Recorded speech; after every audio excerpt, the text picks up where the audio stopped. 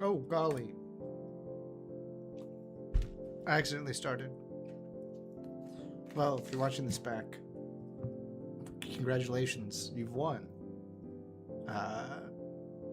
What have you won exactly? Who knows? Hold on, I'm just making sure that... Oh, it's playing out of the wrong place. Don't play out of there. Well, if you're watching this back. Uh-oh. Congratulations. You've won. Listen, every stream starts with the streamer scrambling to figure out what he's even doing on the screen. What? Yeah, no, that looks good. Oh, what? It paused. Oh, I paused it. Go back live. Where's my... okay, I think this is what they're getting. Let's... Every stream starts with the streamer scrambling to figure out what he's even doing on the screen. What he's even doing on the screen. That's what I'm looking for. Yeah, no, that looks put that... What? Oh, I paused it. Go back live. Where's my... okay, I think this is what they're getting. I don't think... Hold on, I can hear myself fine. Right.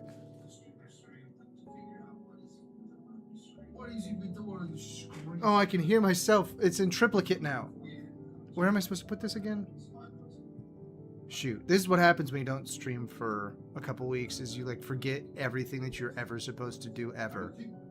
Let's just do this one. Because I don't know where it's supposed to... Where's the headphone option here? This. No, that's not it. It's in triplicate now.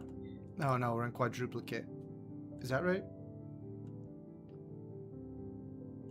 Why can't I find these boys on there? Whatever. I'm just going to leave it like that. This is so professional. So professional. Let's just put it to a virtual input. Let's just put it to a virtual input. That'll be fine. I think that's where I normally put it anyways. There, this one. This is so professional. Alright, fixed it. Remedied. What happened there? Huh? It immediately stopped playing. Oh, sweet Moses. What happened? Yeah. I heard myself for like a half second. That's because I have iTunes also going through that? No, I have iTunes going through stereo 2.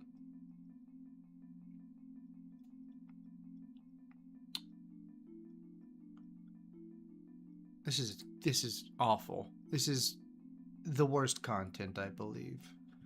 Oh, there we go. I have iTunes going through stereo 2. Okay. And we're live. And we're actually live now. Now I'm actually paying attention to that. We got a new lighting setup. We got a green screen.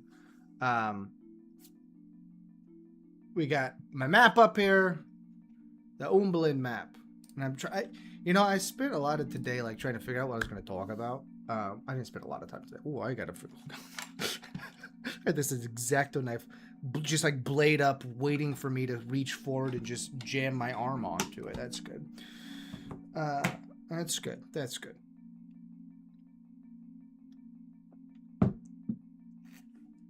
Wetting my whistle. Anyway. Hopefully I don't have to clear my throat too much. During work today, I had to clear my throat like all the time. And it was silly. It was unfortunate. It was less than ideal. That doesn't matter though. Sorry, I'm a little... Wait, I'm not late at all. Hey, I made it before 7. I was aiming for before 7. I made it before 7. This is totally unnecessary information. But, hey, if you're watching, none of you, I think, at the moment, live. Yeah, it's just me watching live. Sick. Awesome. Then we're in the chat. I can chat, right? Can't I chat? Hold on. Where's that? How do I chat? I can just see the chat? You're supposed to respond to the chat. Well, this is sort of a potpourri history of Umbalin, obviously. Maybe I should change this to history of Umbalin 1. Hold on. What? This is making me do all sorts of junk. Just because I haven't done it for... Oh, my word. What is even happening, man? What is that even? What? Oh.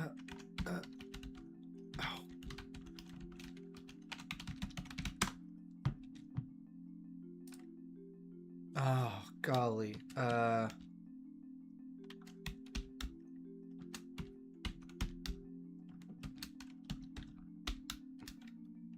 Is it the full thing?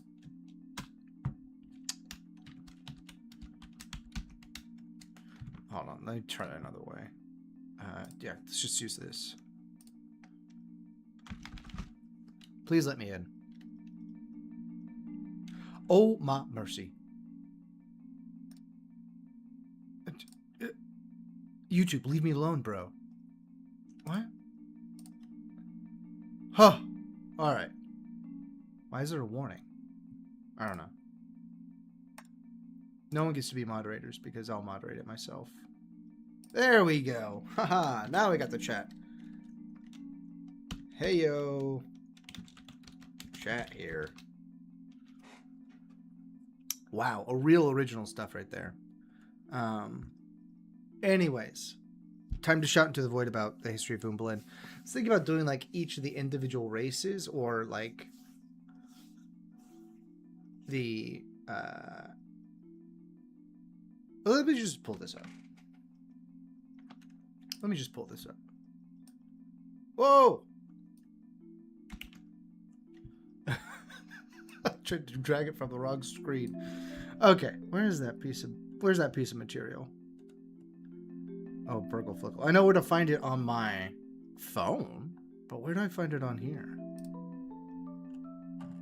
Is it in like the old? Sweet Moses. This is going so devastatingly well that it's hard to comprehend the skill and deft character of the production value of the production that's going on at the moment. So many. Okay, textures. Your one project, Xanathar. Oh! Almost got it. It's coming up here any moment now. There it is. Language comps. No, not language comps. Not nameplate. Both these are so there. There's what I was looking for. Over here, look at all this stuff. Whoa, green screen. I can't quite. It does cut off right there. So, it's not. I can't do too much. I might have to adjust where everything is. Like here. I gotta. Hold on. Let me use this. I think I've got like a. Yeah. Here we go. My pointing stick. It's actually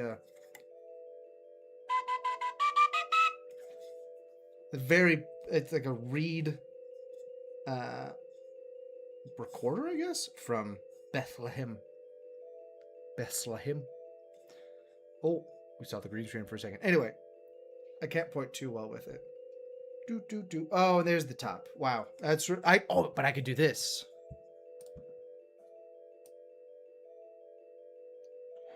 Now I can point to more of it. Ooh, look at that. Do. And I can move myself across. But no one needs to see me that big right now. Because I can do this a different way.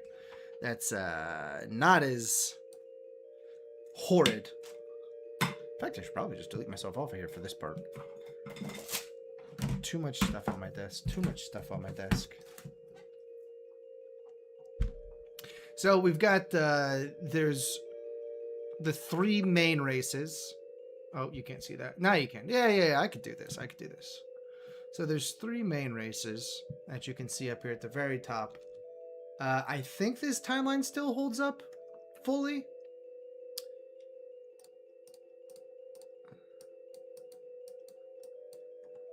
Yeah. All right. Look at that. So good. The mortal races. In the beginning, there were 3 races. Well, not in the beginning. In the beginning. Because the other way I was going to do this, maybe I just go over the cataclysms. Because, I mean, the book, the title of the novel accompaniment is called The Seventh Cataclysm, which sort of like, tilts your hand a little bit as to what's actually going on. Now, I do know, it's totally messing myself up here. I do know that this timeline here, this particular portion, this particular timeline this right here is not actually valid. So I should go in and delete that, because this particular portion right here is no longer valid for lore purposes. In part 1 of the book, you'll see that it's very apparent that this is still applicable, but this is not.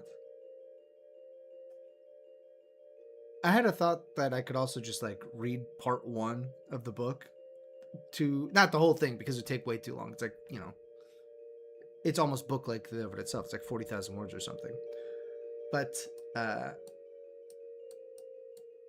don't know. I need somebody to ask me a question to give me some direction here. Oh, I should also redo this because you can see the creases in the parchment too easily. And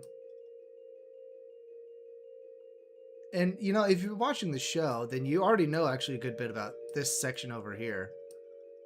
The kiss tone, the Zashek, these guys. These guys who have 3 names to themselves.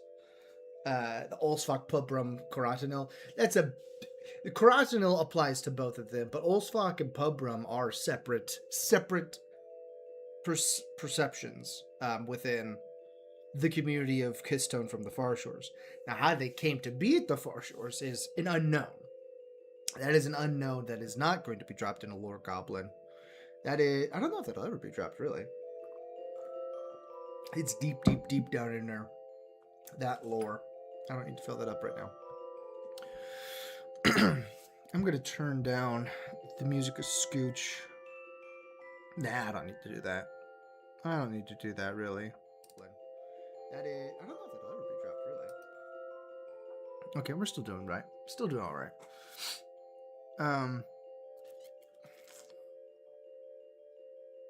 I distracted myself. Zashek, you know about the Zashek. They're from the Far Shores. Well, do you know? The Zashek haven't actually been mentioned much in this campaign. The Zashek.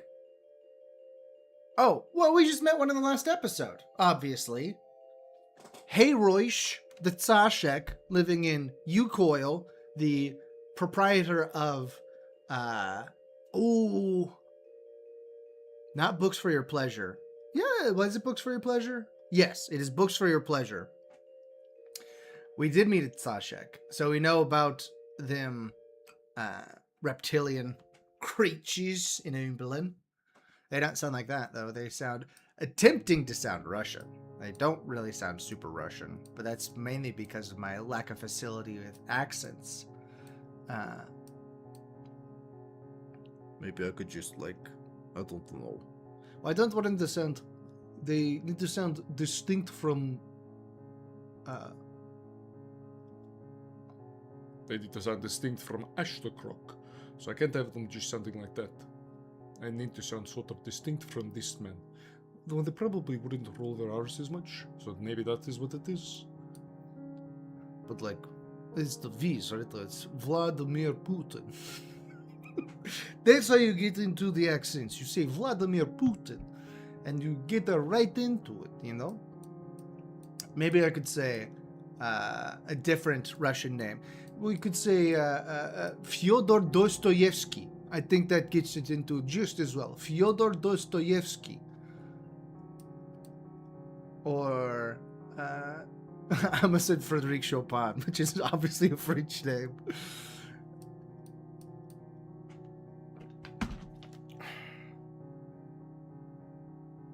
Hold on, I'm gonna text the boys and have them give you something to go off of. Oh, I got something on my shirt.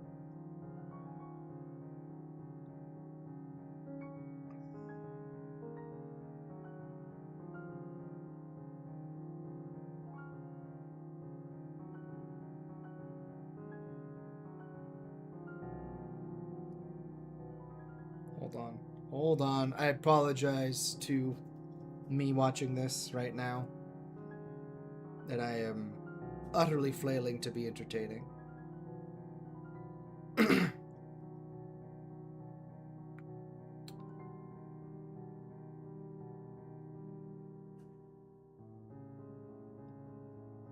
Wait. Is it Lord Goblin Live 3 or Lord Goblin Live 4? I think it's Lord Goblin Live 4. I need to fix that. I apologize. That is devastating information, isn't it? That I've is a misnomer, the name of this. Where do I change that? Is it in like YouTube?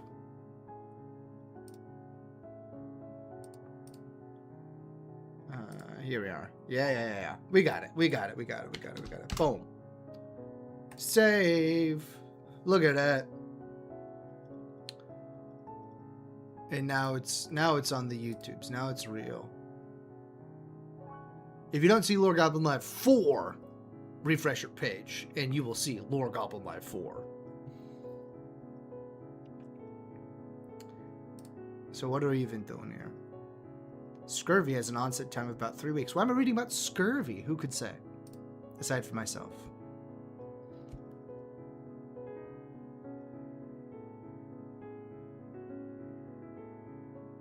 Maybe I just go through mine. I was gonna maybe dedicate a whole Lord Goblin Life to like each one. And just go like super ridiculously into detail with them. But maybe we just do a cursory overview of them. I think we just work through this, right? So, I suppose as far I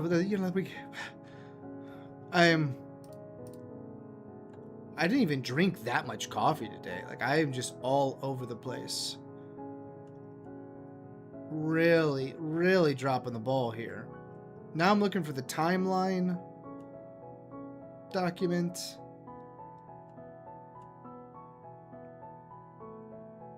Oh, I know where to find that. Here we are. Oh, no, I didn't put it on there yet. Shoot. Okay. Well, we can fix this.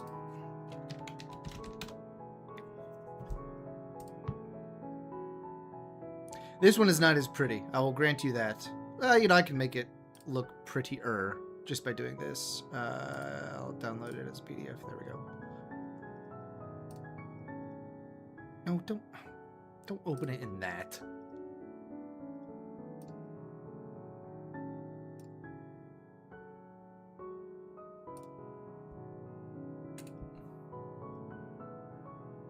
Oh, great. It has to be in this? Okay, fine. It has to be in this.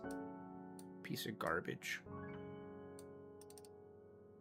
A timeline. Look at this. Timeline of the realm. This mostly still holds together. So as you can see, it starts off in the Pantheonic era, which occurs untold ages before history does. It's a time of peace and tranquility amongst the immortal patrons. They each had their domains, and the world was a peaceful place. I think I already said peaceful and tranquil. Tranquil sort of implies peaceful, now doesn't it? And yeah, each of the patrons had their domains, and it was sort of a perfect division of labor amongst them. So, it rained when it needed to rain, the crops grew as they needed to grow, and they sort of fastened the perfect harmony of their existence. Until, of course, as fictional and real worlds go, things have to go wrong eventually. So that's when Pashrul, one of the three patrons of the Shout, part of the there's a term for them that slips on my mind at the moment. We've got the Mountain Triumvirate. That is Mavai Veneer, Caranovis, and Fuelcon. There's the Celestial Trio. I believe that is their name. The Celestial Trio. Yes, of Furun, Turin, and Pashrul. Those are who would eventually be the immortal patrons of the Shauron. Going over to this one. See, there's your Shauron there. They come out of them. Well, they technically come out of Furun and Turin, but that's for another time. Well, for momentarily, I should say. So Pashrul murders Molschlep. Molschlep being one of the Riverland I think it's the Celestial Triad and Riverland Trio, maybe, possibly. I can't quite remember at the moment. But, you know, I've different triplicate names for each of them. And then there's Zashek, who's all by himself. Like, he doesn't have a 3. He's an outlier of sorts amongst the Immortal Patrons, which is why he doesn't fit super neatly into a lot of things. His domains tend to overlap with others to a certain extent. Like Zashek himself, is considered by the Nibel Zhash, who would be the foremost experts on Zashek's domains. They consider him the embodiment of, maybe that their sun, quote unquote, right? Because sun is actual name. It's a star, but their greater light of the morning, of the daytime, because they have one sun and one moon, like we do. I don't have not 2 moons, not 3 moons, not 7 moons, 1 moon. If Earth gets to be unique, Umbalin gets to be unique. 1 moon, visible at nighttime, goes through the same phases. I did a lot of research into like the lunar cycles, the eclipse cycles, you know, Exeligmos, Saros series, things of that nature. What is Exeligmos? Shoot.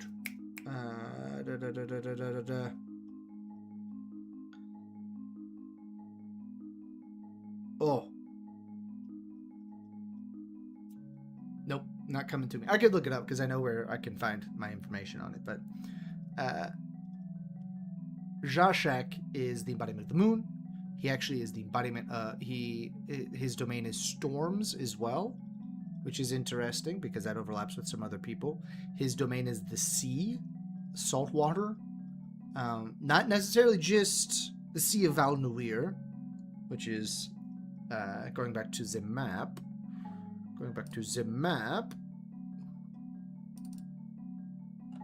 This place here, it is not labeled, but this is all the Sea of Valnuir. And one thing to note about this map is that Omvarag and Omvalbo are not to scale, technically. These are not technically to scale. The reason behind that is that with maps made in a historically contemporaneous period, i.e. like the Renaissance period, like 1450, 1550, somewhere around there, maps were generally accurate, but they oftentimes would overemphasize things of importance to said map makers. So this map was created by the Rouillon Veneer in the time following the War of the Breach, prior to actually it was probably made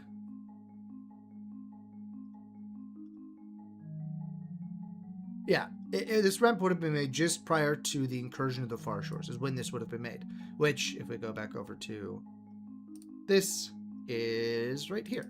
Incursion of the Far Shores. This is from current day. So this is me counting back centuries from current day. So like this is a 400-year-old map or so. Anyway, so since they're the ones who made it, Omvarag features prominently on their map, as does Omvalbo, because that's the seat of the Ungol Empire. It's not necessarily. Let me look this up. Does Empire denote that there is an emperor? That is my question. Because this is important. I need to figure out my terminology. Yeah, one singular supreme authority. So it would be considered an empire. The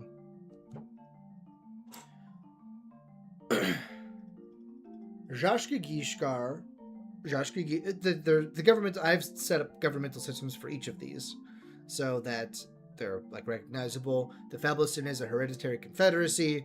The Kingdom of the Foothills, where we currently are in the campaign. The Kistalenrid, which is another type of kingdom, but it's democratic monarchy because they have a parliamentary system over there, which occurred after the incursion of the Far Shores. That was instituted after. They have their own little Magna Carta moment. Not technically like that, but, in that, Parliament pre-existed Magna Carta in England, if I recall correctly, which I may or may not. But it was a true monarchy prior to the instantiation of the Parliament. Obviously, the monarchy predates the Parliament. That is what I'm trying to say. So they are more of a constitutional, that's what I was looking for, constitutional monarchy. Zhashkigishkar is actually a republic. Representative democracy? Okay, I'm trying to think of the technical definition of this. I think it's not a true democracy because you elect representatives to vote in your behalf in their Congress. So very similar to, but it is not. There's no there's not like an executive branch or judiciary, a federal judiciary, an overarching judiciary. I would say that each tribe has its own sort of judiciary system because there are still tribal elders that there's sort of separation of powers in that regard. But it is not the tripartite system. Tripartite?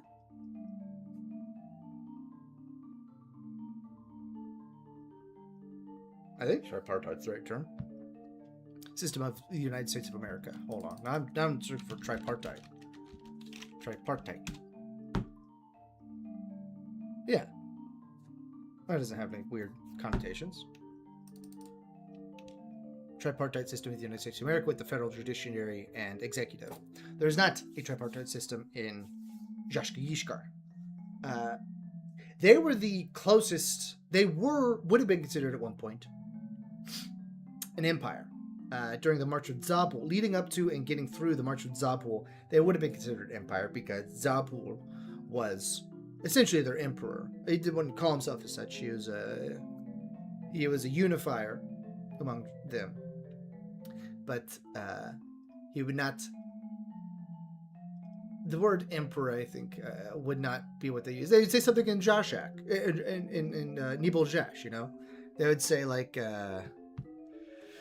Maybe they would title him like Great Unifier or something, or Strong Unifier, something along those lines. I don't want to. We're not working on languages today, so I'm not going to do that. I'm not going to pull up my Nibeljash dictionary and find a word to use for him. That's not what this is about, because this is obviously about whatever sort of nonsense I end up rambling to. Where? Let me get back over here. I want to. There.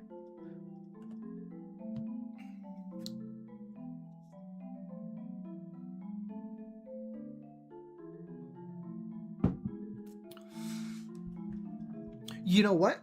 We're actually finishing part 1 now in the novel. The closest to a modern empire would sort of be the Sholathan. The domain of the Shudresh beneath the northern Kashars.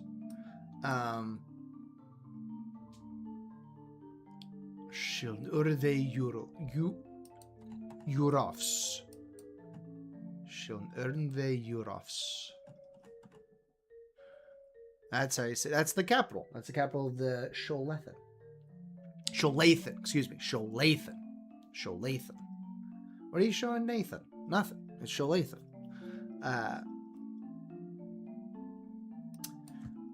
Well, how would you describe theirs? It's more.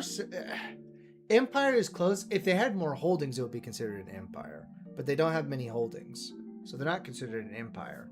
They're somewhat of a queendom, actually. They have a. It's a non-hereditary, so it's not a hereditary monarchy. Matriarchy. It's a matriarchy, is what it is, actually. It's ruled by the inheritor of what's her name? Hold on, this one I need to find. I want to get her name right. Only 444 pages to figure it out through. Okay.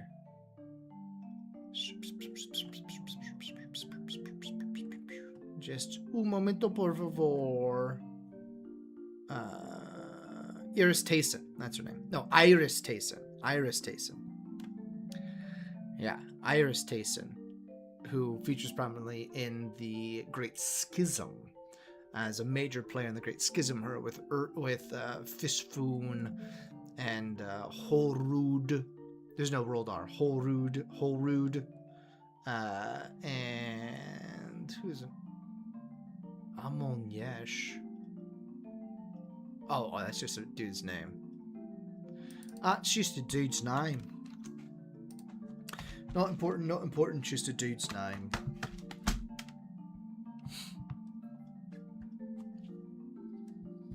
So, we got to this because I was talking about the beginning of everything. The Pantheonic era. Yeah, so then Molschlep murders... Nope, Molschlep is murdered by Pashrul. Pashrul creates the beings that kick off the shattering of the Pantheon from the remains of Molschlep. The other patrons create their own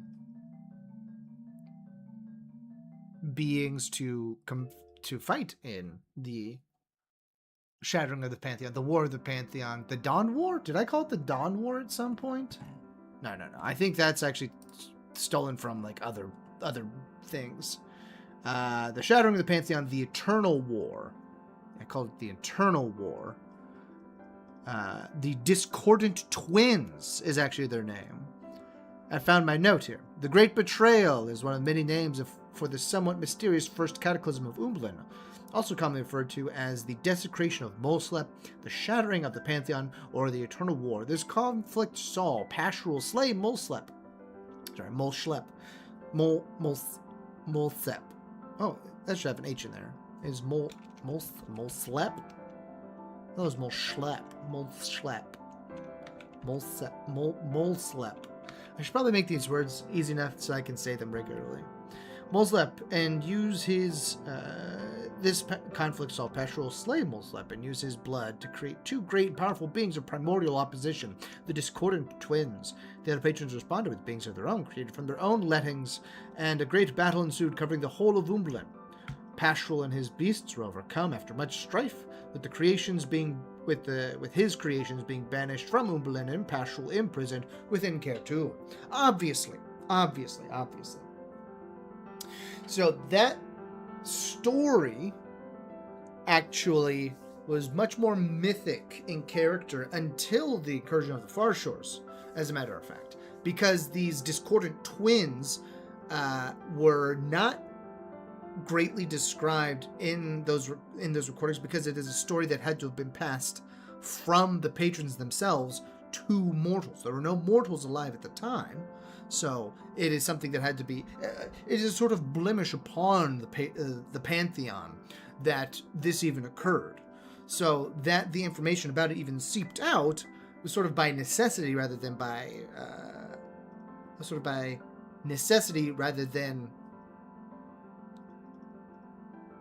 predilection. Compunction as opposed to predilection? Does that seem obtuse enough to say? Is an obtuse enough way to say it? Probably so. But is that even right? Hold on, let me check myself here. Compunction. No, not compunction. Feeling guilt. Yeah, not compunction.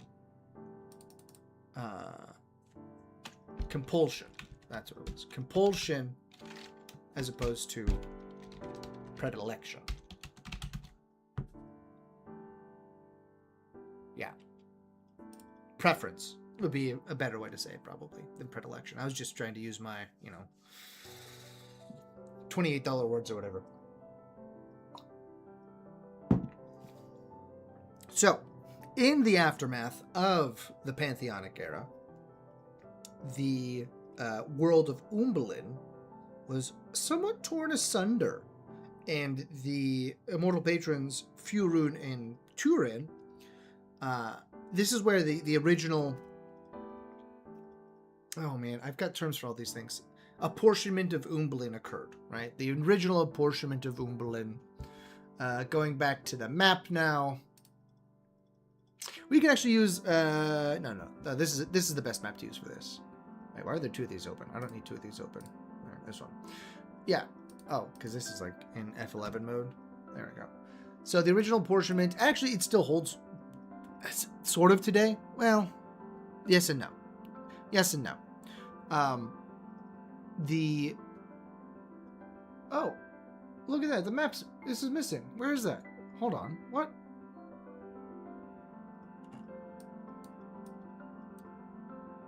I can't even see this island. Why is it missing? Is it missing on this map? What am I doing? What am I doing?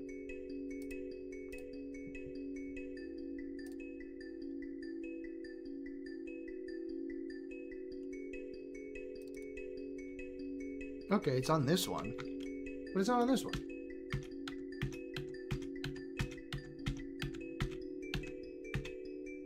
Huh.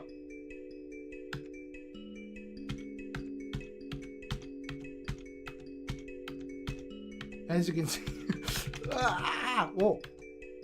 As you can see, I did change the name of that island. Why is it... It is, like, ghosted in there. That's so strange.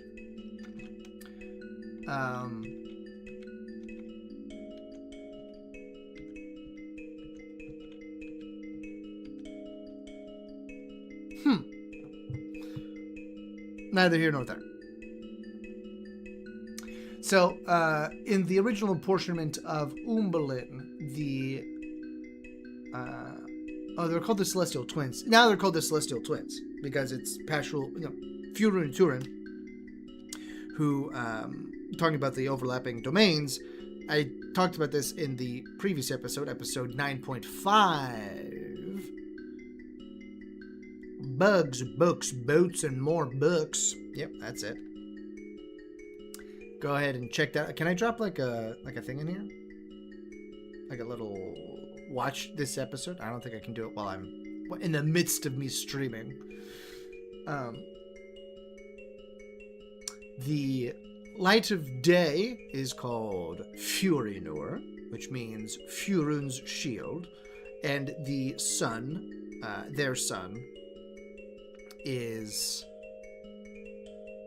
of domain of his, because it's governed by him essentially. But the Celestial Twins were given charge over the entirety of this portion here. I don't technically have their what they would have called the whole of it, but it's the winter woodlands, the autumn flatlands, the summer grasslands, and the spring riverlands. With oh, that's right. This is still called the winter woodlands. That's why it's not done there. Also known as the Tristasen Urisrid, the Ermeltasen Urnrisrid, the Uristasen Urfirid, and the Brintasen Uralrid. As you can see, those are somewhat etymologically connected because they all kind of say the same thing, just in different topographical and seasonal fixtures.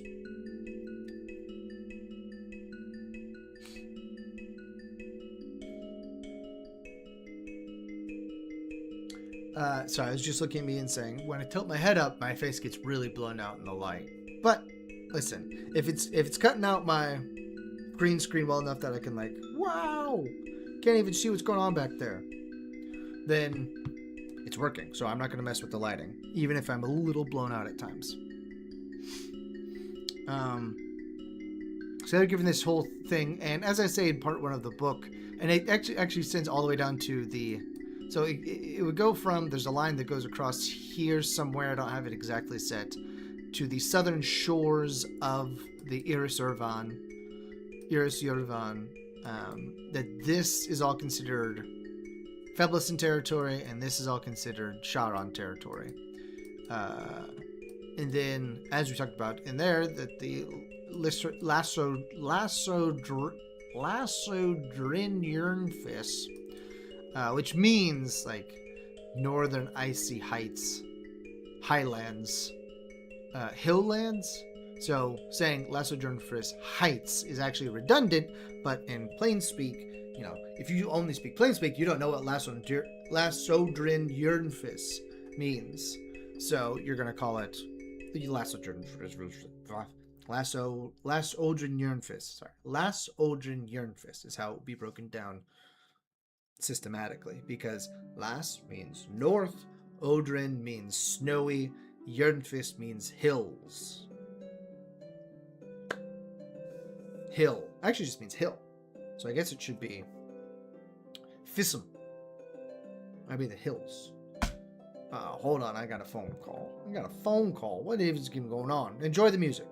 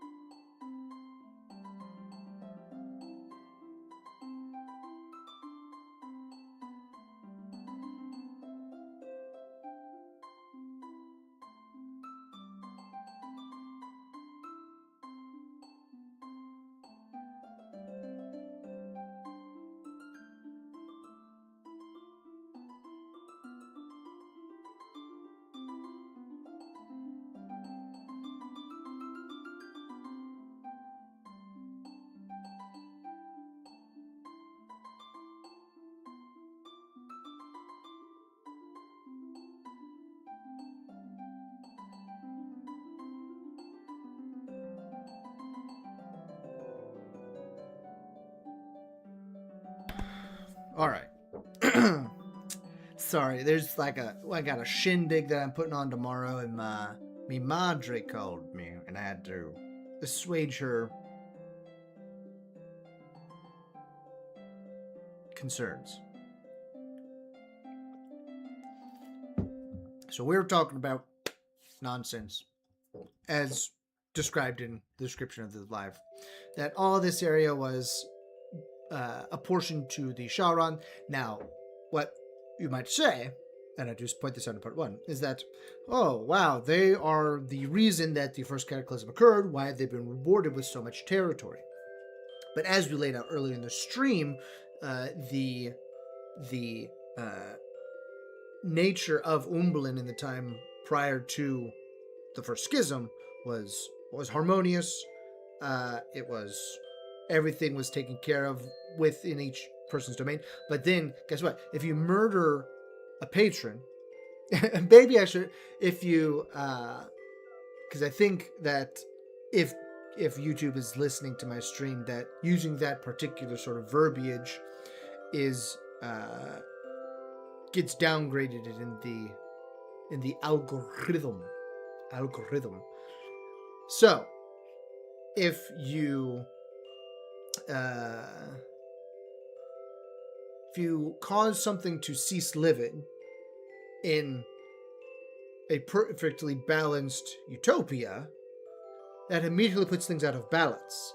So one of the things that Molslep was actually involved with, one of his domains was that of weather. So that's why the rains would come when they were supposed to. There was never that series of storms. It was an idyllic sort of place to live because everything functioned as it was supposed to. And on top of that, if you banish the other guy, Pashrul, into prison down in Khartoum because he committed such a violent act, then you also lose his portion of the balance. So now we're down 2 of the 10. You're down 20% of the balance. And not only that, but the destruction wrought by the first cataclysm was widespread and catastrophic. So the apportionment of a larger area was not seen as a benefit, but it was seen as a punishment of sorts. That they have to go in and sully their hands with doing all this additional work above what the other patrons are getting. The other patrons getting the Sharan got all these lands here, but split by the northern Kashars, obviously. The Niboljash got Zhashka Gishkar, which was much different back in that day. We'll get to that in a moment. Technically, they had, this was at that point called the Lesser Wash. It was not as extensive of a river system as it is now, but the Mosarn patrons had this area here around this end of the southern Kashar, the Lesser Kashars, and Vrog didn't exist, and the Ungol patrons got the mountains. They got underneath the mountains. The mountains and underneath the mountains. So, sort of like American property rights, you own everything that's below your soil, right? So, you go all the way down. Although actually, that's not correct. Because basically, if you go underneath, to a certain extent, if you get down to Khartoum, which is, Khartoum means dark, deep. That's what Khartoum means.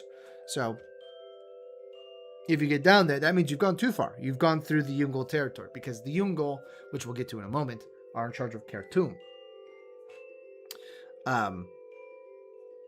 So that was the apportionment of Umbalin itself. Shahran, Nibol, Furin Turin. We'll do this term. Furin Turin, Bolo, Fos and Tesa. And then Fuelcon. Technically, it would be Fuelcon, Carnovis, and Mavai Veneer? Sort of. Not really. Kind of. Yeah. But that's how that worked. And then you get to the next one here, the birth of the mortals. As a result of that cataclysm, the patrons got the bright idea, since they're like, hey, well, we made these guys and they messed everything up. Right? We made essentially immortal creatures of war. We need to now do something else. So they all sort of got the idea at the same time that, hey, we should make people to take care of the land because we don't want to do it. So that's why the mortals were created. They were created as subservient to the patrons, which is why I call them the patrons. And they're supposed to take care. They're supposed to tend to the land and rehabilitate it to to as close to the idyllic situation that was in the time before the desecration of Molslep. Now, Zhashka Gishkar in that time was not called Zhashka Gishkar. It was just called Zhashak's domain. And it was arguably, and I actually think literally, the best of the domains. Because at that time, this cliff was not here. and the waters from Ode Invar flowed down across Jashka Gishkar, and the waters from the Lesser Kashars flowed into Jashka Gishkar, and there was a massive lake in the middle, and it was all very nice.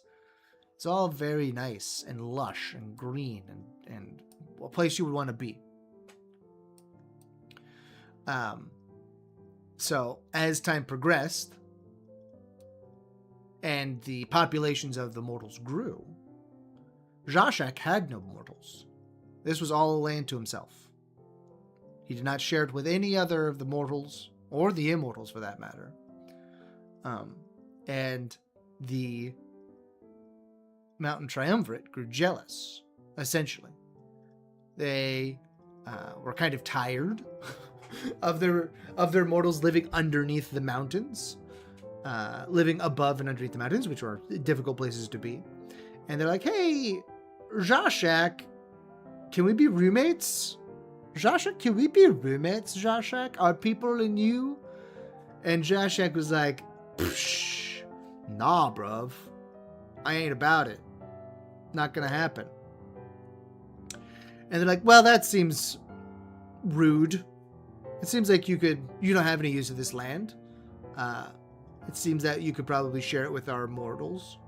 They seem like they're good people. The immortals is good people. And again, he said, nah, bro.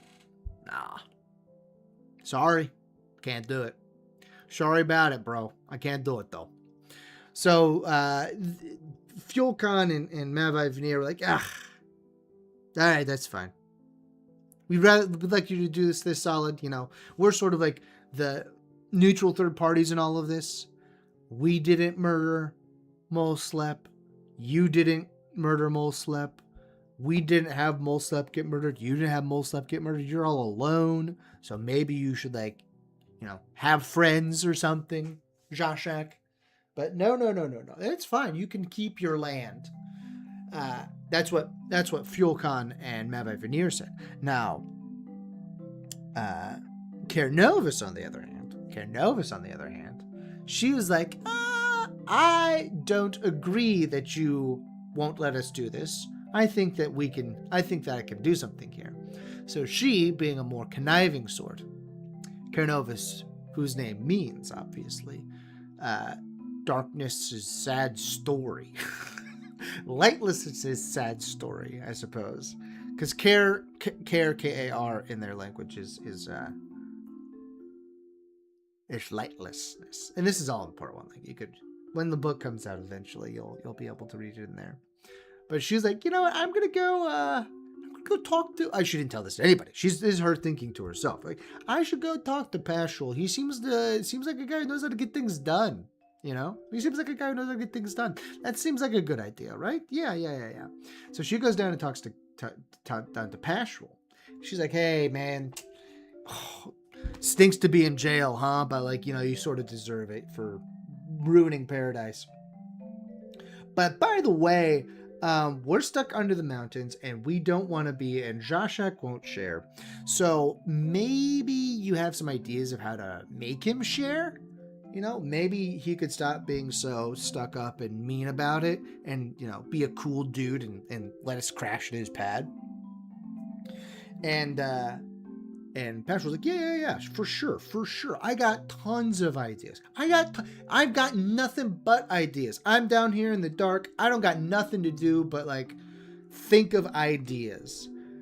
Tell you what, you bring me a couple mortals.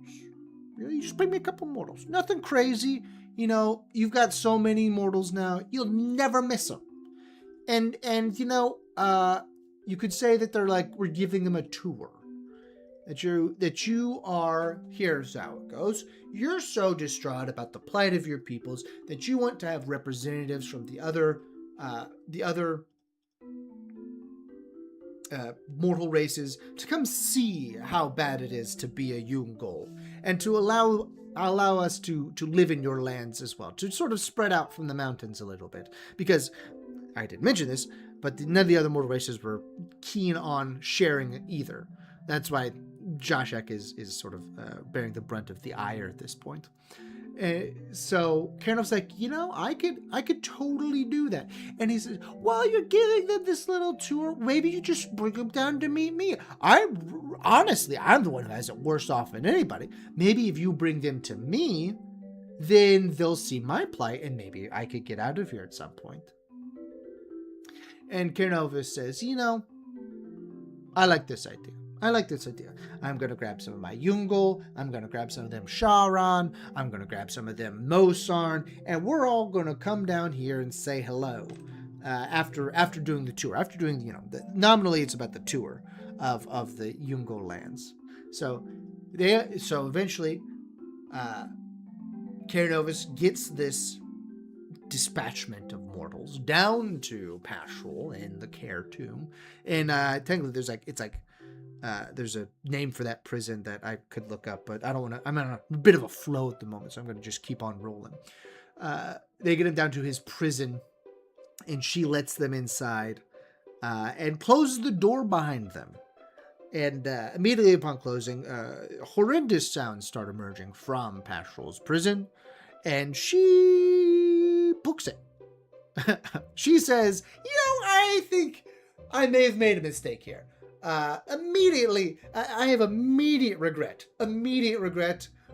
How could I have been so silly? Why would I trust the guy who ruined literally everything? With any sort of goodwill. Why would I waste my goodwill on him? She did it. So she leaves the mortals down there. And sort of just like, out of sight, out of mind. No one's thinking about it. No one's even clocking what's going on. And then, time passes. And the other patrons like, hey, Karanovus, what is it? Yeah, they don't want to call her Carrie, but some sort of diminutive, like, hey, Care, we sent you those dudes like a couple while ago. Where are they? She's like, they're still on tour, is what they're doing. I've still got, I sent some of my Ungol, my best and brightest with them to sort of lay out our plight here. And they're like, but could we have them back though? We send our best and brightest, you send your best and brightest, but we want them best and brightest is back, And she's like, oh yeah. I'll go get him. I'll find him. I'll figure it out for you. And so she heads back down to Care-2, back down to Pashrul's prison, and she's like, hey, Pashrul. Nothing. Pashrul, what's going on in there? And then from the dark in there, everything starts. A swell of a cacophonous swell occurs.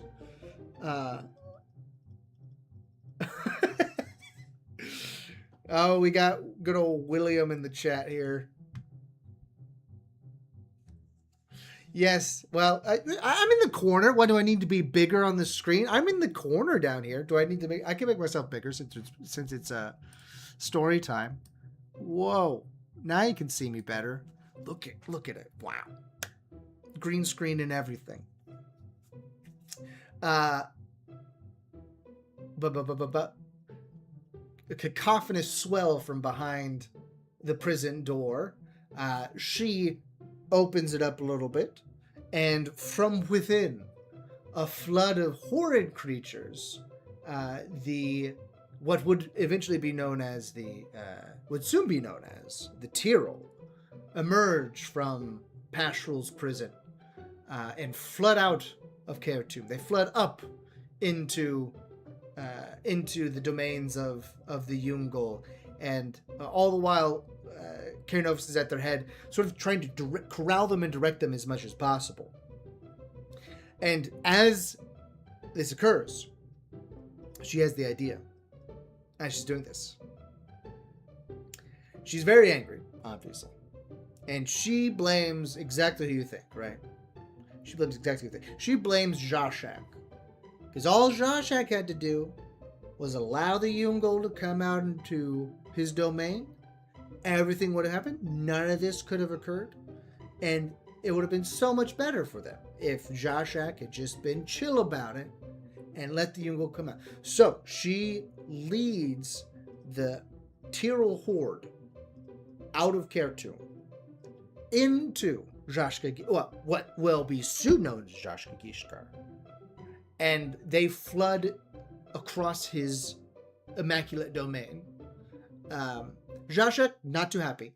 Not thrilled at this series of events.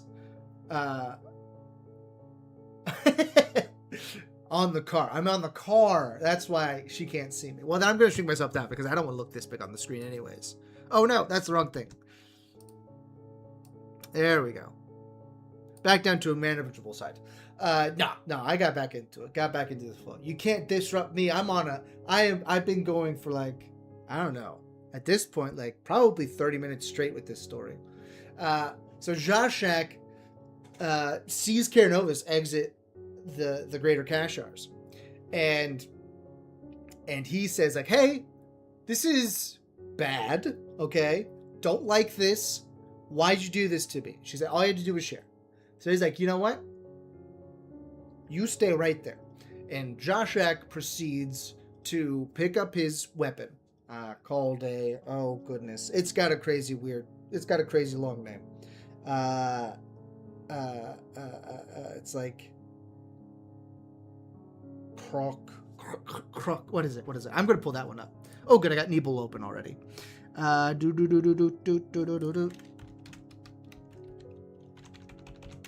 What? Shoot, is it down in here? Hold on. Great. Oh, I'm self-sabotaging, Will. So there's nothing. It's not on you at this point. I'm self-sabotaging. The Nebelzest? Did I add a the to that?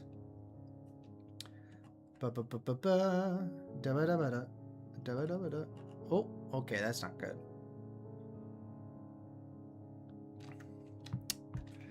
Erg. Jasharhob. Jasharhob. That's not it. Anyways, he picks up his characteristic weapon, and begins to beat back the Tyrol hordes into the Kashars, and is successful in doing so. That is why it is known as Zashka-Gishkar. Zashka-Gishkar means Zashaks by force. That's what Ka is, the conjunctive, not the conjunctive, but the preposition.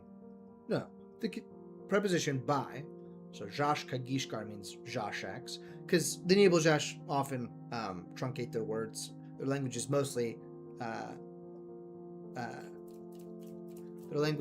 mostly consistent of base roots, then shortened and made into portmanteaus with other base roots to make more meaningful things. So Zashka-Gishkar, Zashaks by force. Gishkar means force. There you go. Perfect. So he sends all of the Tyrol hordes back into the Kashars, and the Tyrol come in 3 distinct types, based off of the raw materials that Paschal was provided. Is it that sound? Zashka-Gishkar. The what is it? Zashkrab. Zashrahrab.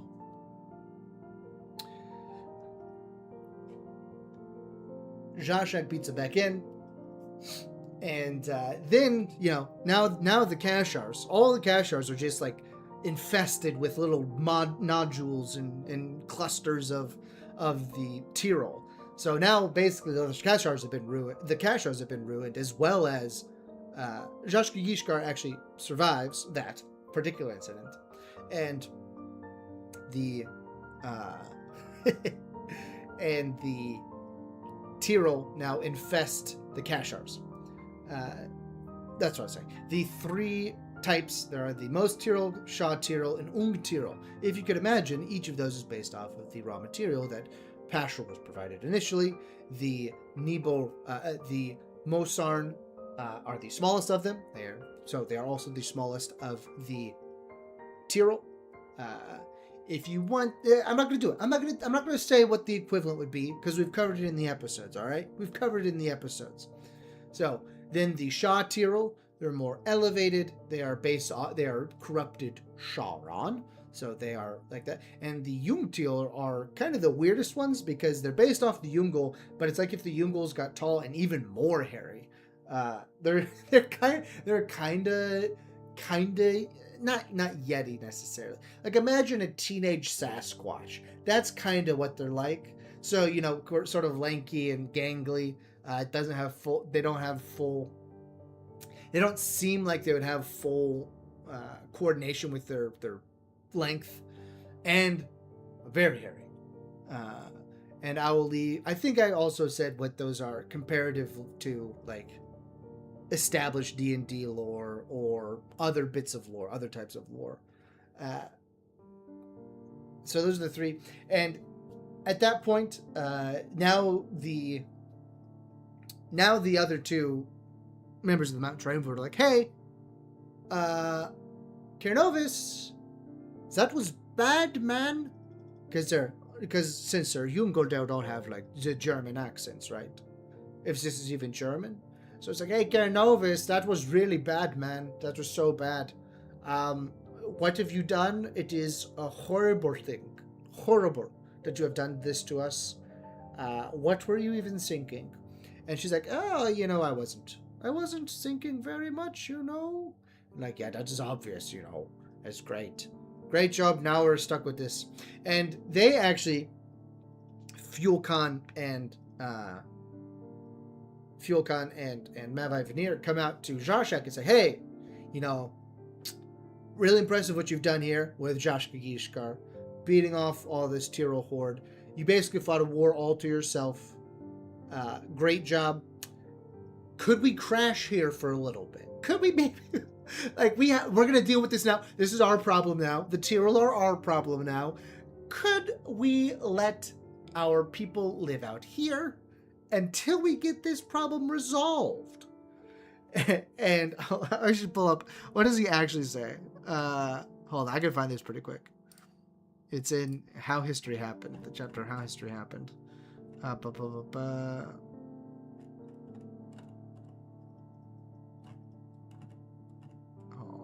Come on.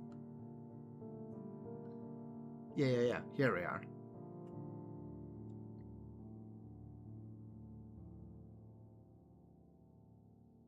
I should have just probably read this out of the book.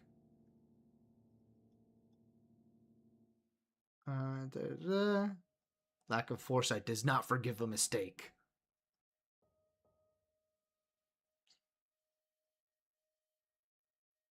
Oh, there it is.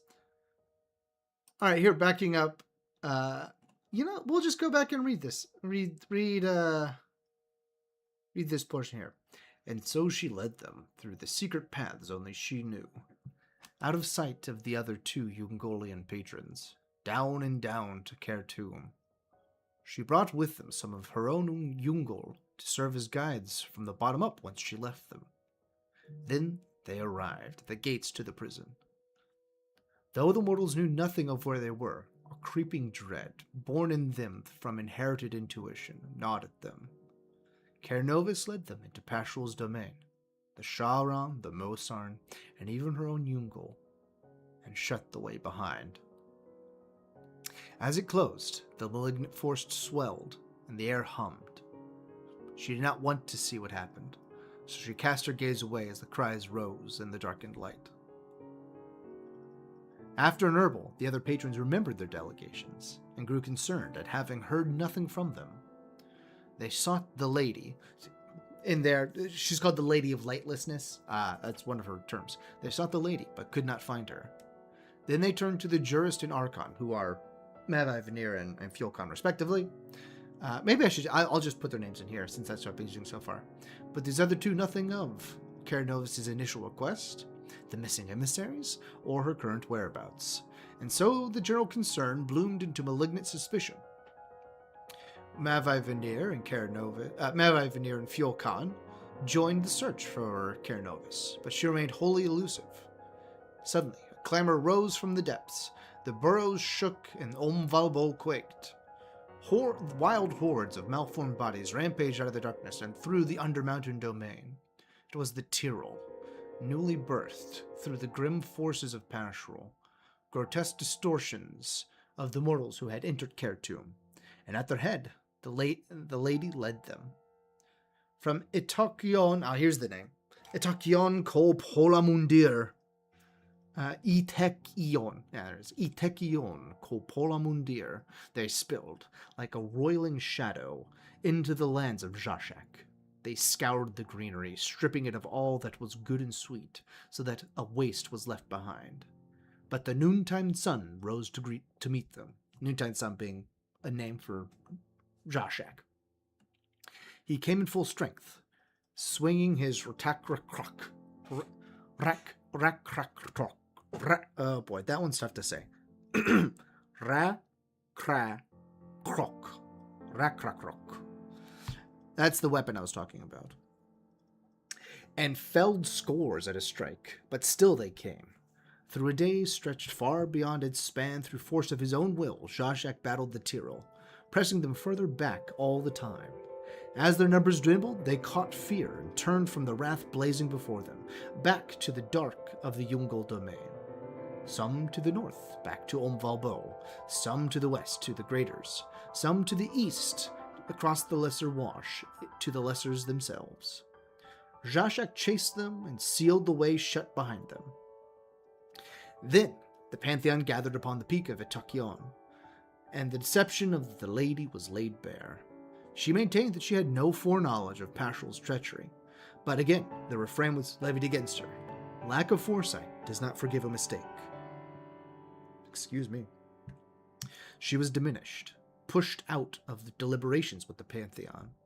The triumvirate and the Ungol were then set with the task of quelling the scourge of the Tyrol. There would be no escape from their domain, no alleviation from the gloom, and the responsibility of mitigating the feral masses would be theirs alone. Mavai Veneer then asked if Jashak would make his domain available to the Ungol while the threat was managed, offering their services to assist in the restoration of his land after destruction wrought. Jashak firmly declined and said, "You will not be rewarded in the midst of punishment. I prepare the way for the plans I have laid." Thus the terms were set. The triumvirate and the Ungol would restore order to their domain through the sweat of their own brow and the swing of their own hand. They would live and survive on the battlefield until they won their own peace. But resentment sat in the hearts of the triumvirate. Punishment stacked on punishment, rising to a level of retribution. Their race did nothing to deserve this, yet were caught up in the perversion as well. The lady did not even spare their own kind. The temporary reprieve for the infant, the infirm, or the injured in the vacant lands of Jashkagishkar, its name now earned, seemed a mere pittance. As the years pressed on, and the Tyrol remained a thorn, Again, this is a work in progress. So, as the years pressed on, and the Tyrol remained a thorn, the jurist and the lady agreed that Jashak was now at fault. So, Mavai Veneer and Karanovis agreed that Jashak was now at fault. Fuelkon dissented, but abided by their decision. The judgment rendered spite for perceived spite. If their domain was to be sundered, so would Jashak's. Mavai Veneer made his way to the southern banks of Odayanvar and raised his great hammer into the air, bring it down and through the soil. The land of the gentle southward slope fell away, leaving a massive wall of stone holding back the bounds of the lake. Dokashir Kom Venir Tum. That's what it is then called. The southern flow stemmed, the water found a new path to the east, a great flood storming through the Lesser Wash, carving a new form, the Odayanvar Fingerlings. In the south, amidst Valanuir, where once the warming months would bring refreshing rains round the southern caps of the Graders to slake the land of Jashkagishkar, Fuel Khan called out words of power. The surface of the pelagic depths roiled and fresh peaks rose, towering mountains piling... sorry, I put a comma in there. I should read it as so. The surface of the pelagic depths roiled and fresh peaks rose, towering mountains piling upon themselves, 5 of them, blocking the sating of springtime. And so the desiccation of Zhashkigishka continued on year after year, bereft of any water, a slow transformation into the parched land it is today, as hard a place to live as the domain of the Ungol had become. And that is the culmination, the resolution, I should say, of the well, that's the birth of the Tyr, which is the second cataclysm, right? Hold on, let me make sure I got that right. Did I have that listed again? No, technically it's considered part of Birth of the Mortals, so it's not technically a cataclysm. And that's mainly because... So the reason it's not considered a cataclysm in the eyes of Umbalin is because only a vacant Zhashkigishkar was technically affected. Now, you could argue that the issues of the Tyrol being embedded within Omvarog and not Omvarog, the Kashars,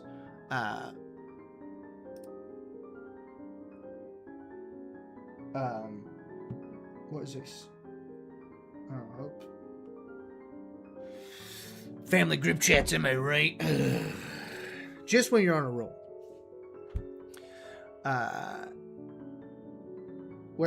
So the Kashars having all the Tyrol in there, it was not considered a cataclysm.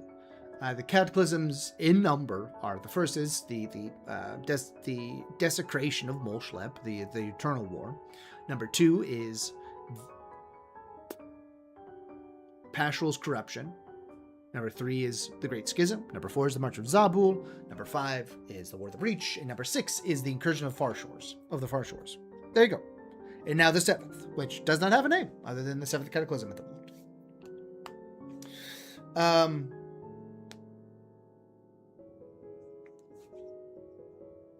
So where do we want to go from here? Well, we're at an hour 15. We got more in the tank, bro. We got more in the tank. So, here's the cliff that was created. The Dokashir Kom... What was it? Dokashir Akor Kom Vineyard Tomb. Which would mean the destruction of Earth of the King of Depths. So, Mavai Veneer is considered sort of king, not king, ruler. Ruler. Ruler is a better translation for Veneer. Which you would know if you watched some of the previous Lord Gobblin lives.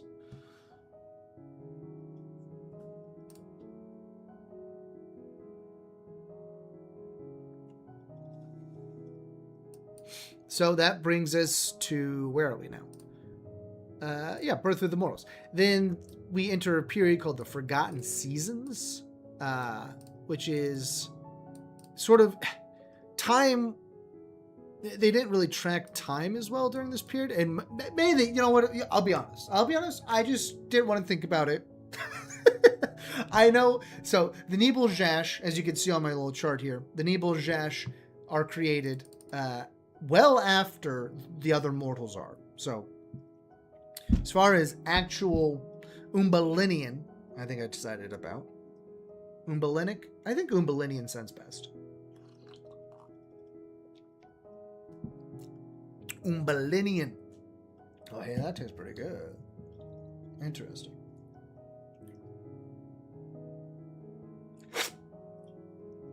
Uh-oh. Do you see what that is?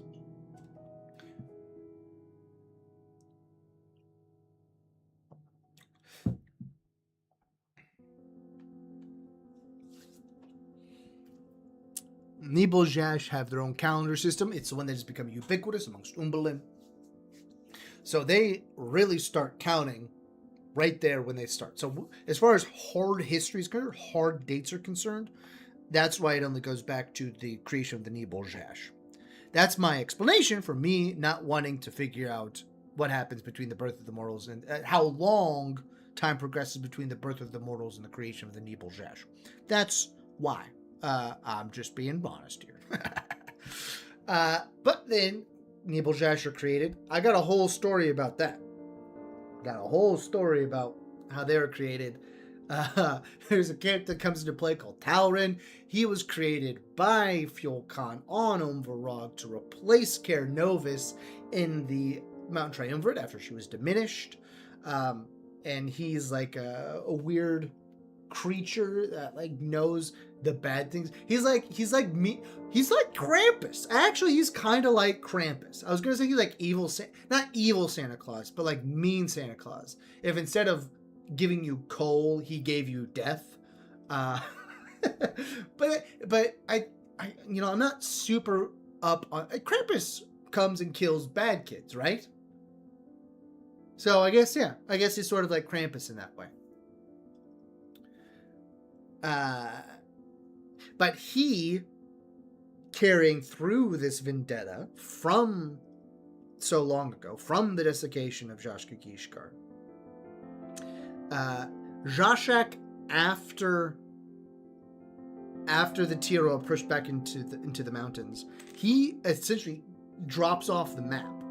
He leaves Umbalin to a certain extent. He drops out of history largely, as his land is sundered, right? As it is brought to its knees and taken to the arid desert that it is now known to be.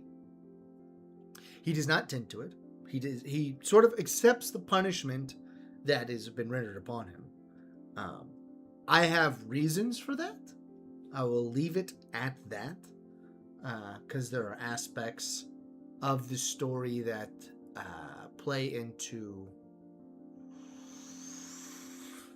a grand scale of things. Now, how does this keep getting so far behind? That's my question.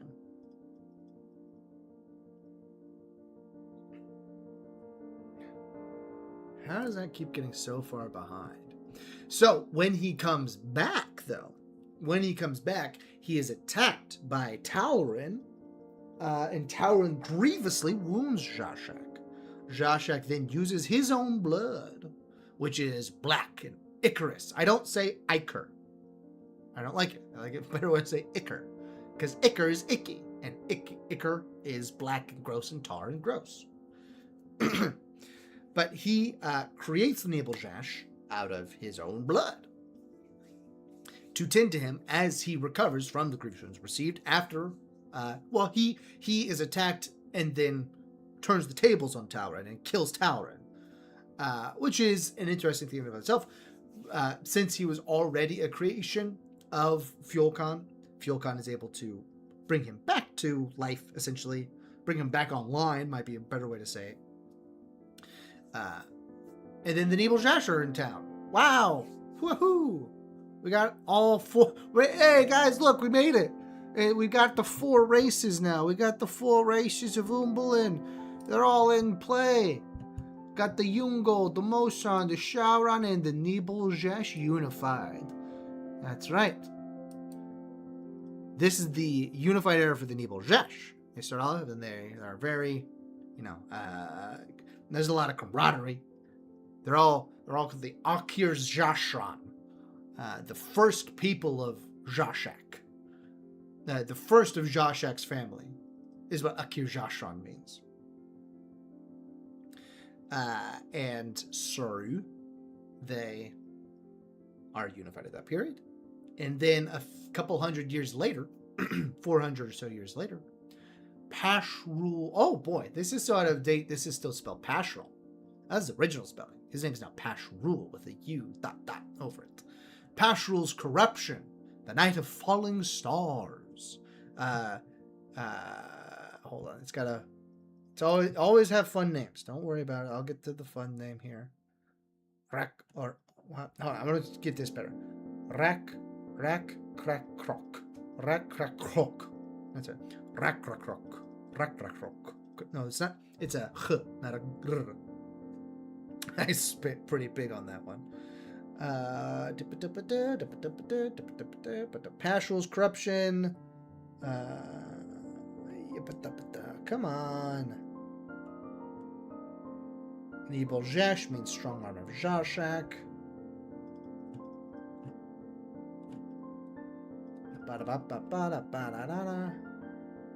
Where is it? Ah, there it is. The night, after a long time, before the night of falling. Oh, no, it's before the night of falling. Where's actually talking about the night of falling stars? Come on! Come on!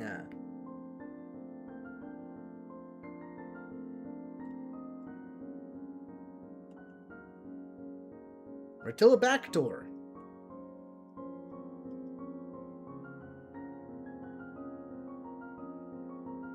It's something about Silurturus.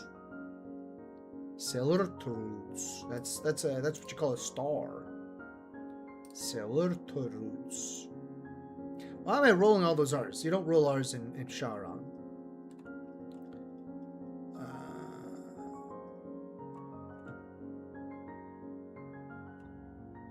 You want some Nebel Zhesh names? Here are the initial 11 tribes of the Nebel Zhesh. Rabor Pojakposh. Jashir Tadzabir. Oh, sorry. Jashir Tadzabir. Ichrzek Ka Pidzabashtorek. Borashtorek.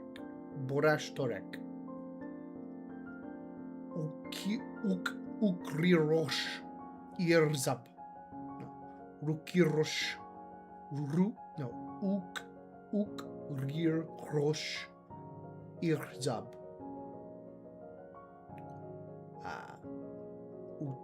Ut Irnoshosh. Shirotal. That one's easy. Shirotal. Utrenbor. Utrenbor is a big one. Utrenbor. That's the capital. That's the capital of the Nebel Zhesh. That is where Zabul comes from. He comes from the tribe of Utrenbor. There is the Rit Ashnok Nehoro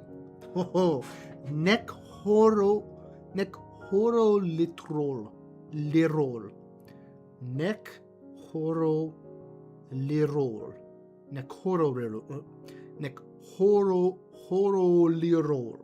Nekhorolirol. There it is. Nekhorolirol. Boy, if I ever do an audiobook for this, that's going to take some takes. You know what I mean? You know what I mean, kids? I've been calling kids Kidarinos recently. It was a natural thing that I started doing. I'm like, why am I calling them Kidarinos? And I'm like, well, I kind of like it because I can make it like sort of Pokemon-y, like Nidorino, Kidarina. That's just a little Zander gem that I'm going to throw in here, at an hour, 28 minutes into the stream. Stupid. Where were we? We were at Rik Ashnosh Nekhorolirol. I'm skipping it. I'm done with it. Krejot ka Jirahorek. Irhul Ukorek Drak Ukorek. Irsholol Not Pakutzir. No rolling R's. That's all of them. Wow. Can you believe it? We got through them all. I could have told you what that actually means. Like, defenders of family's place, walked in rivers, advanced through foul water and grabbing plants, gold flowed like water, stopped the depths, above and below, family without weakness, sunlight obscured by the canopy. That's the Nekhorokal. Isn't it? Yeah. And they also have, like, abbreviated names. Like, you don't say Rabor Pojat Poj, you just say Pojat Poj. You don't say Jashir Tadzabir, you just say Tadzabir. You say Irjak Ka instead of the Irjak Ka instead of Irjak Ka Pidzabora Korshak. It's tough stuff. Way too silly. What were you talking about? I was just reading through those names. I was trying to find the Charon words that make up... Hold on, do I have Charon open? I don't. I have Ungol, Mosar, Nebel, Jesh, but not Charon, obviously, because why would that be useful? Come on.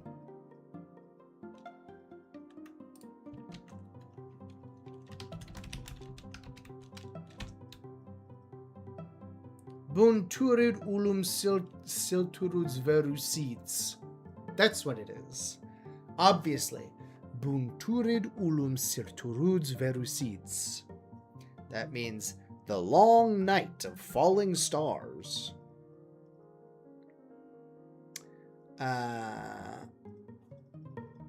Yeah. That's in Charon. That's what that is. Charon. Bunturid ulum silturuds verusids. That's what it is. Anyways, that is when these weird things fell from the sky. They kind of looked like stars, but they were much smaller. And they are assumed to be from Pashrul, because what they ended up doing is that over the course of these forgotten seasons, the patrons would create lesser creatures to assist their mortals in restoring the land. So we're sort of at this point, we're progressing back towards this sort of idyllic state of Umbalin once the Tyrol are taken care of. So you sort of have like this lingering chthonic threat down there below the earth. Oh, I don't say earth though, because earth is earth, right? We live on earth. I can't call... it's such a hassle that I'm so particular, I'll put it, not obsessive compulsive, about having as few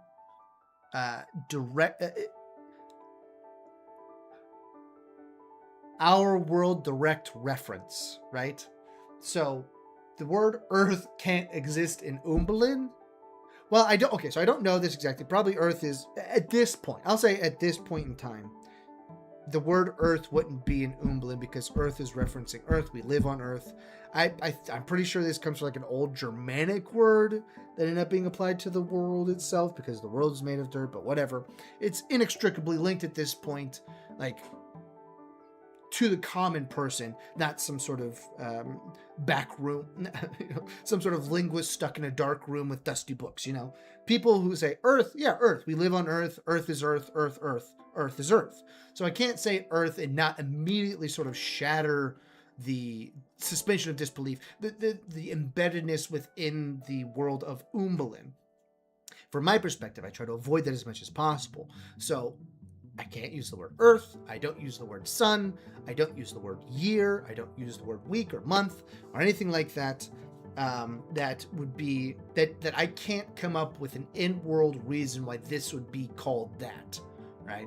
If I can't justify using this other than through just pure like ease of utility, then I try to avoid it. So like I don't ever say earth. I say dirt. I say soil. I say, I've thought of a lot of like in writing part 1, there's a period where they're fortifying some region, and I was trying to figure out how to figure out how to say earthenworks without saying earthen. What did I settle on? That is in response and resumption, I believe.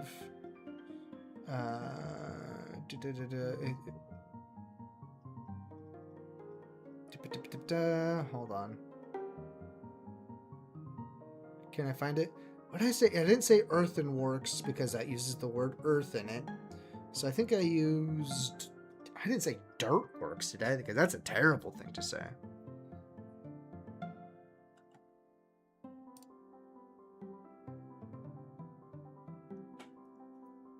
Oh, golly.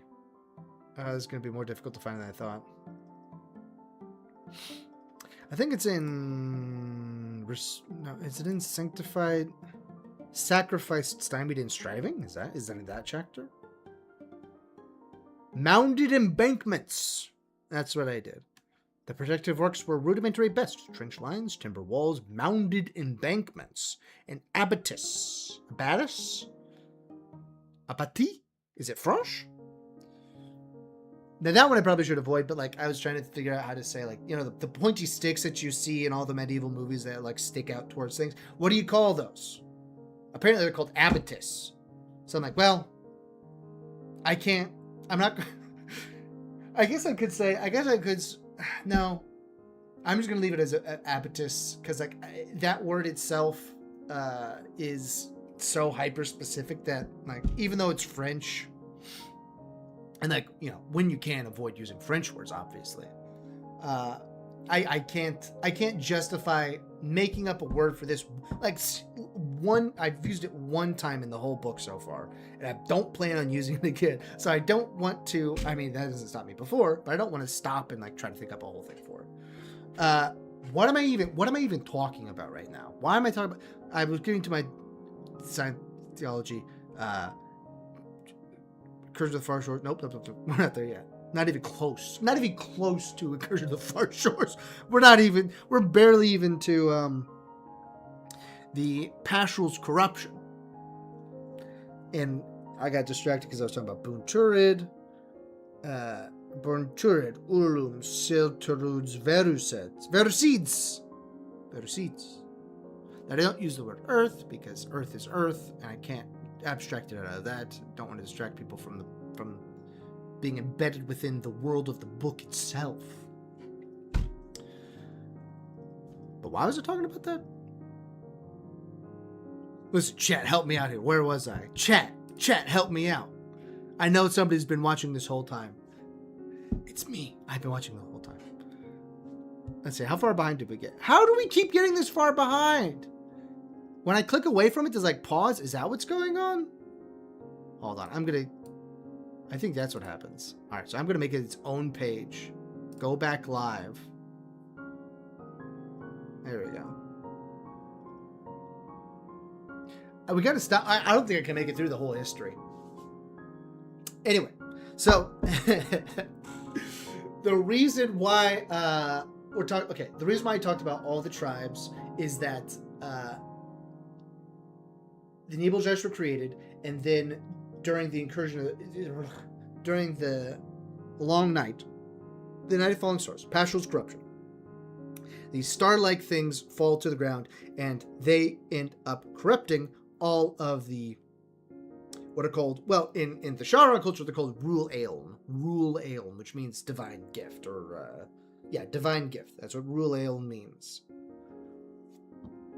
So they end up getting corrupted by the stars in a manner very similar to the Tyrell from the other mortal races, right? Right. So the way that this is stopped is that the Nebelgeist figure out that their art form called Retilobactor, which is a type of glass sculpting. I wrote a whole, like, how long is that? That's a good question. Hold on. Oh, don't look at that page. Retilobactor manufacturing. Where are we? Retilobactor manufacturing. How long is this? 1,500 words. It's basically a how it's made script. You know, if any of you grew up watching How It's Made on the Food Network or Unwrapped is the How It's Made of the Food Network. How It's Made is the Unwrapped of the Discovery Channel. And you see all those AI videos now of like that. There's a spoof of it on Rick and Morty when they're making the Plumbus. Got there. The Plumbus. That is a riff on How It's Made. And then there's the one where like the guy is redubbing How It's Made, and talking about dipping the Terminatoring the hammers, I think is one of the ones. But I could, listen, there's no one here to tell me no. So maybe I just go ahead and do a full how it's made reading rendition of Rotilla backdoor manufacturing. How about that? How about I just do what I want to do, huh? Okay. Do you want me to bring it over here? Do you want to? No, I'm not going to bring it over there. I'm going to bring it over here. I'm just going to leave it right here. And you can all be thrilled with the facility with which I am able to read extemporaneously. Here we go. Rotilla backdoor manufacturing. Meaning as I immediately stumble over the word sunshine. Oh, which I can't use. Curses.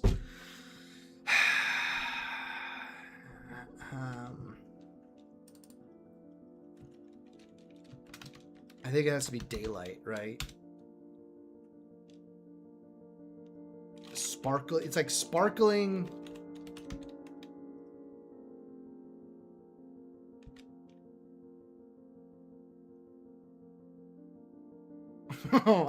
The translation is difficult because Rotilla backdoor means blood. Rotilla means sparkly, right? Well, rit means sun. It's a poetic word for sun. Rit. Rit, and then hold on. I think Itili means to shine or sparkle. So Rotili means like sparkling daylight, or the sun sparkles. Maybe. Ooh, okay. Maybe we take it a less. This was not supposed to be a language episode. I can't help myself. The sun sparkles through blood is the new name of it. No, I can't use the word sun.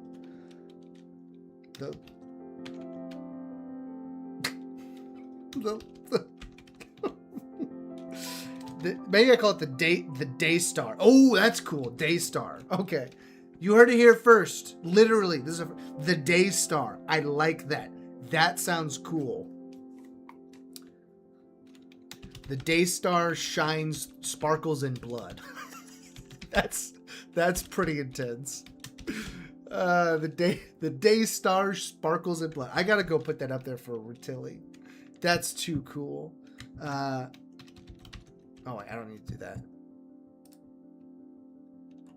You heard it here first. The day star. As opposed to the Death Star, you have the day star. Glad we got that sorted out. Where am I? What am I doing? I'm going here. Going to Rit. Rit no longer means sun. It no longer means sun. It means day star. Good job. Good job, me. Good job, me. Oh. Pete. Hold on. Is this still playing? Yay, it stayed live. Wait, did it? No, it didn't. Curses. Okay, what are we going to do here? We're going to do this.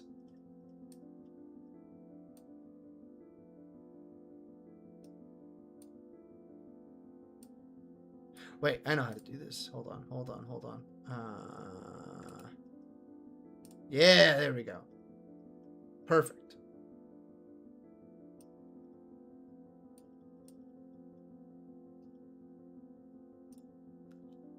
What? Oh. That didn't work.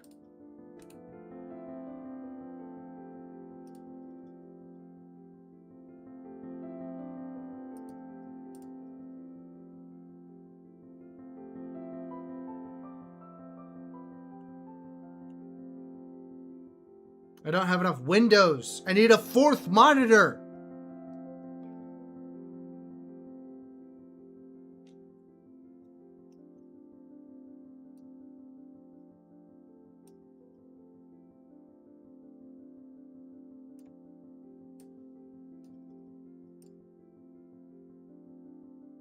There we go. Okay, now I got a little thing over here.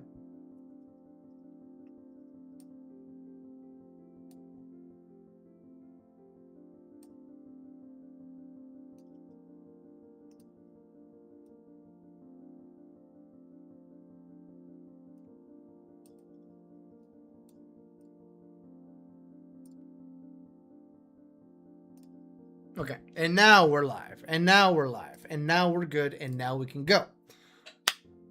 After jinxing myself, I will now try to do my best rendition of how it's made via Umbalin.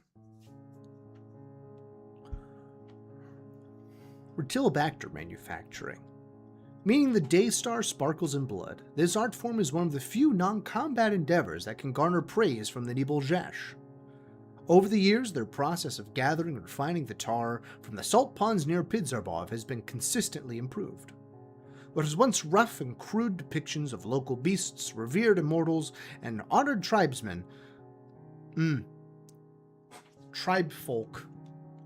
This has not been edited in a long time, so I may have little bits in here. An honored tribe folk that softened and deformed in the high heat of heavy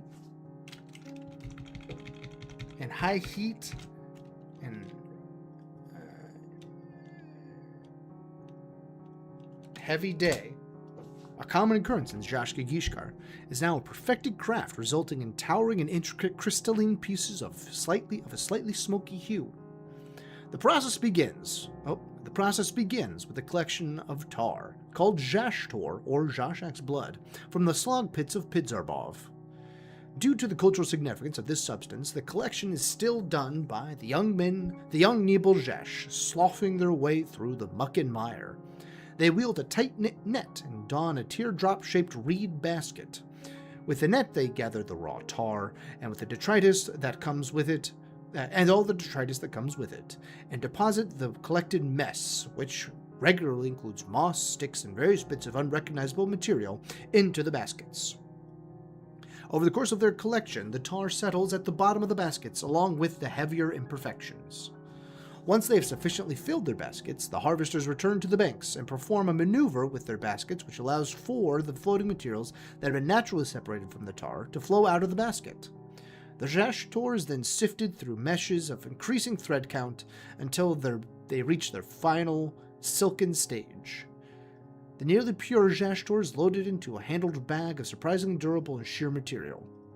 Then a rod is threaded through the handles and placed on forked poles that hold it in place. The bag is twisted, and the excess water is squeezed from the tar. At this point, the refined material is hauled off to the nearby backburner or blood houses. All their stuff sounds so crazy. The artisans of Pidzarbov have built massive drying floors on the outskirts of the city, surrounded by high walls and ceilings of sheer fabric that allow the desert breeze to pass through without allowing the pervasive dust to settle on the drying tar.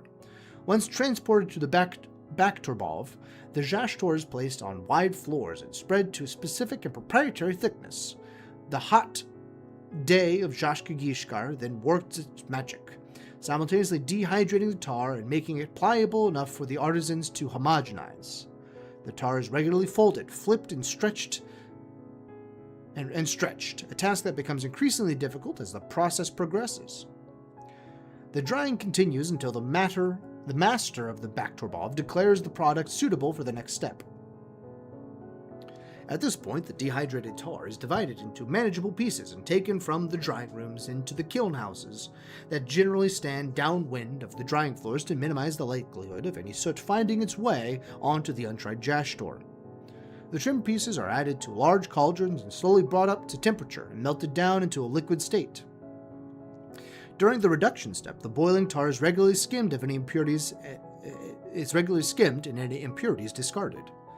There is a fine line that must be walked during this time. The fumes released during the boiling are flammable, so the flames must be kept high enough to maintain a rolling boil, but not so high as to ignite the escaping fumes.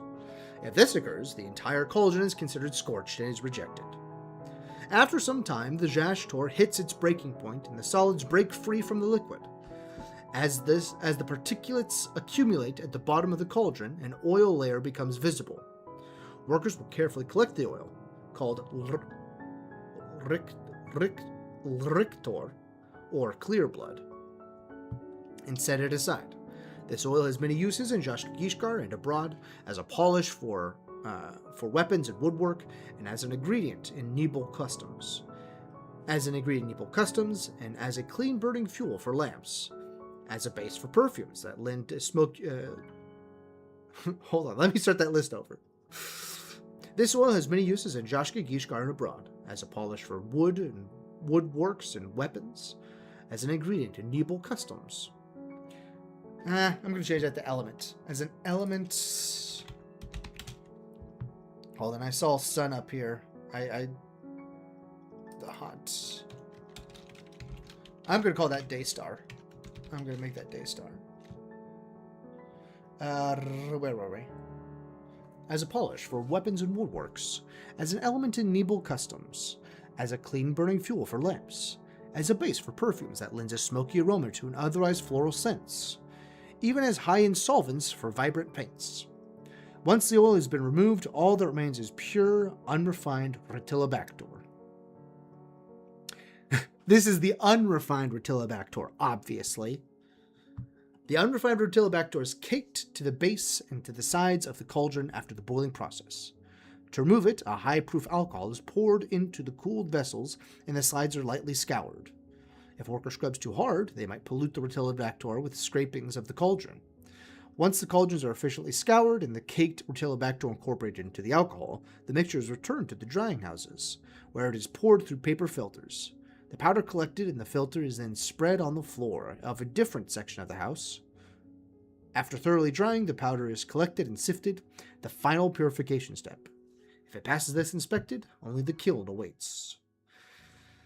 Is this only 1,500 words? Like, this is taking forever, bro.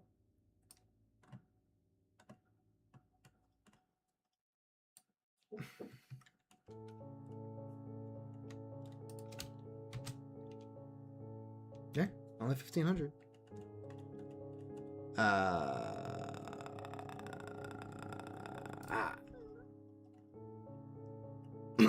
The final steps of the refinement process are just as precarious as the previous. The dust is tightly packed and pressed into ceramic containers, especially made for this purpose. If you couldn't have guessed, they're especially made for this purpose. If the pack is not tight enough, there will be bubbles in the Rutilibacter after firing, which renders the material aesthetically useless to the Nibel, but trying to pack it too tight and the ceramic may develop hairline fractures imperceptible to the naked eye that could worsen during firing and cause the container to fail. Once the packing is finished, the ceramic is loaded into a cold kiln known as the Zirbov, or firehouse. The kiln and the ceramic are slowly brought up to temperature together. If the Zirbov were heated too quickly, the air would shock the ceramic and might cause it to crack. As the temperature rises, the Rutilibacter begins to melt, and once it does, it gives off a warm glow. Once this glow is seen, the first cooling stage has begun. The fire is quenched, and the kiln and the ceramic are cooled until they are able to be handled. The worker then uses a piston-like tool to compress the tacky Rutilibacter in an effort to force out any stray air bubbles. This heating, cooling, tamping process is repeated 3 times before the final and hottest heating phase. Once the Zirbov work is finished, the ceramic is cooled until the Rutilibacter is just barely pliable, a state in which it is still too hot to handle without protective garments, but stable enough to hold its own form. When the product reaches that point, the ceramic is dunked in a vat of cool water, but care is taken to make sure that no water reaches the Rutilibacter.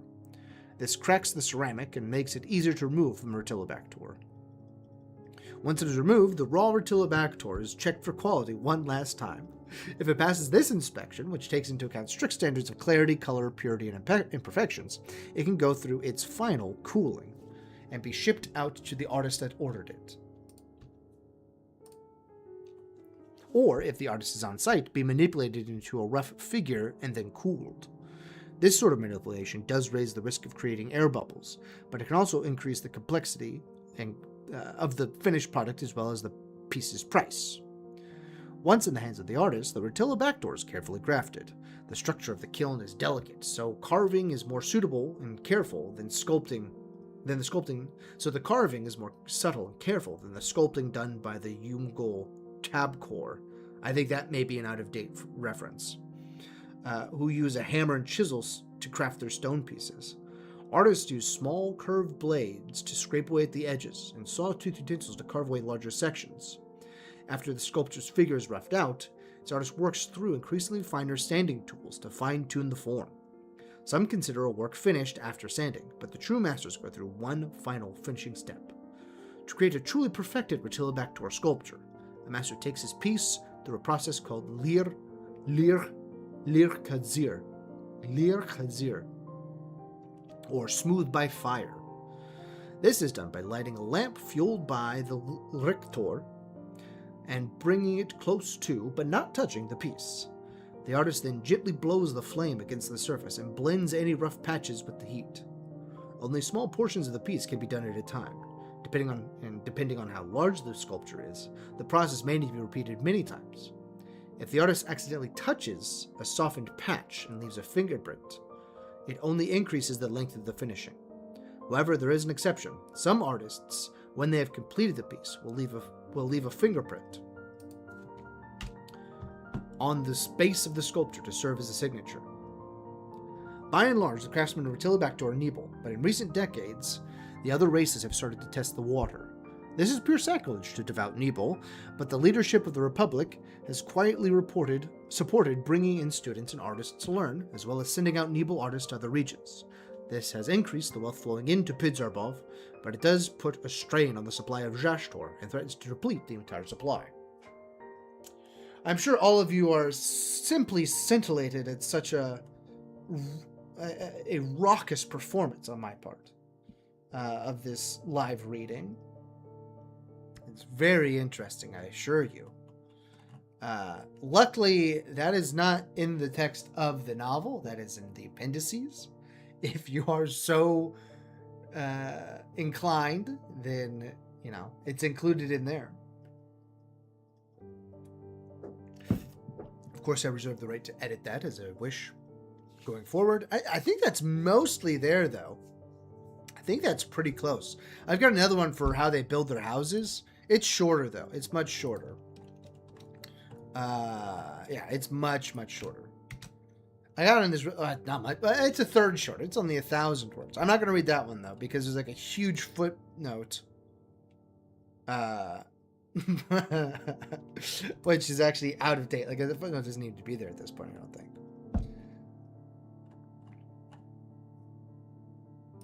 I've got another one. This one's fun.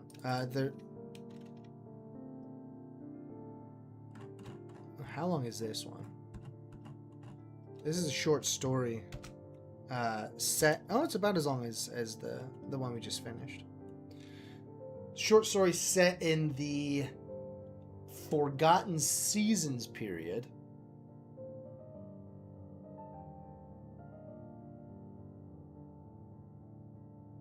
I don't know. I think Forgotten Seasons. It may be Unified Era.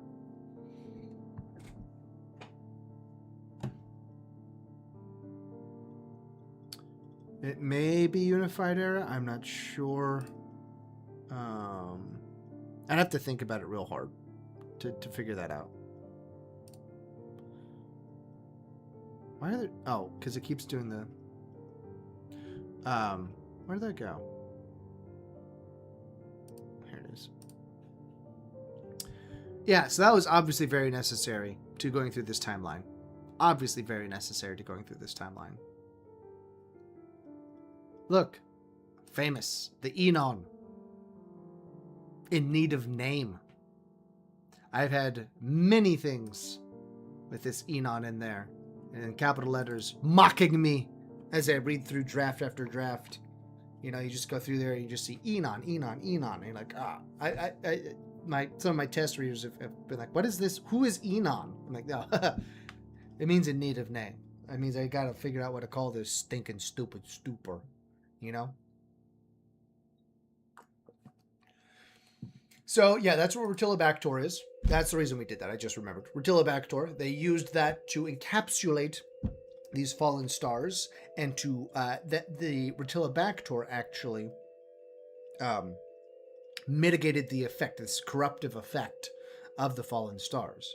So that means that since they were the sole manufacturers at the time of this Rotula Backdoor, they were then tasked with, and wouldn't let it go to anybody else. They were then scattered across the other domains and fought alongside the other mortal races to quell the corrupted beasts. This is so. These are creatures that were good that became that some are still good and then some became bad. So, like an example of thing that I would use here is the Bowfass that was mentioned in episode 9, I believe, briefly by good old Tukta. He mentions a Bowfass. That would have been something created after, that would be created by Pashrul's corruption. Basically, the mean creatures that aren't Tyrell were created by that. I'm trying to think if they've really met any. The bugs that were attacking in 9.5, that would have been some. Gelmoral, no. Those are from the further. So they're a separate deal altogether. They're from the further. The Gelmoral, no. Who else? They haven't had that many fights. I mean, the boars are just boars, right? So, like, they're not evil, necessarily. They're just wild animals. But I think there would have been a degree where, like, that's a lesser touched one. It also sort of, there's also sort of like overall degradation of the quality of the creatures that occurred during this time. There's a whole separate category of things that aren't really covered in any of this. Those that I tangentially mentioned when talking about the first cataclysm. There were creatures created during the first cataclysm by the other mortals to fight the discordant twins. These are things like the Urusyaun, which features prominently in the book, the Dokashir. Oh, hold on, I can find that one real quick.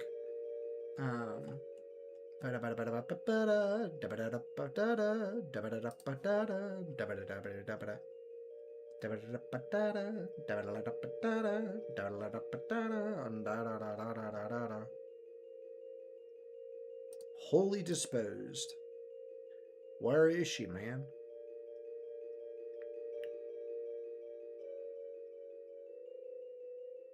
Like a fresh wound opened beneath a mournful shawl.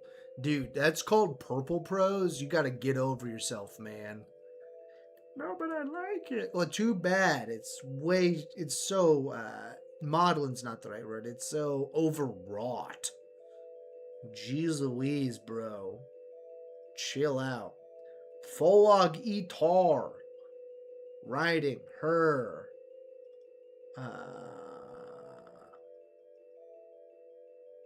The battle for Umbalin was dire.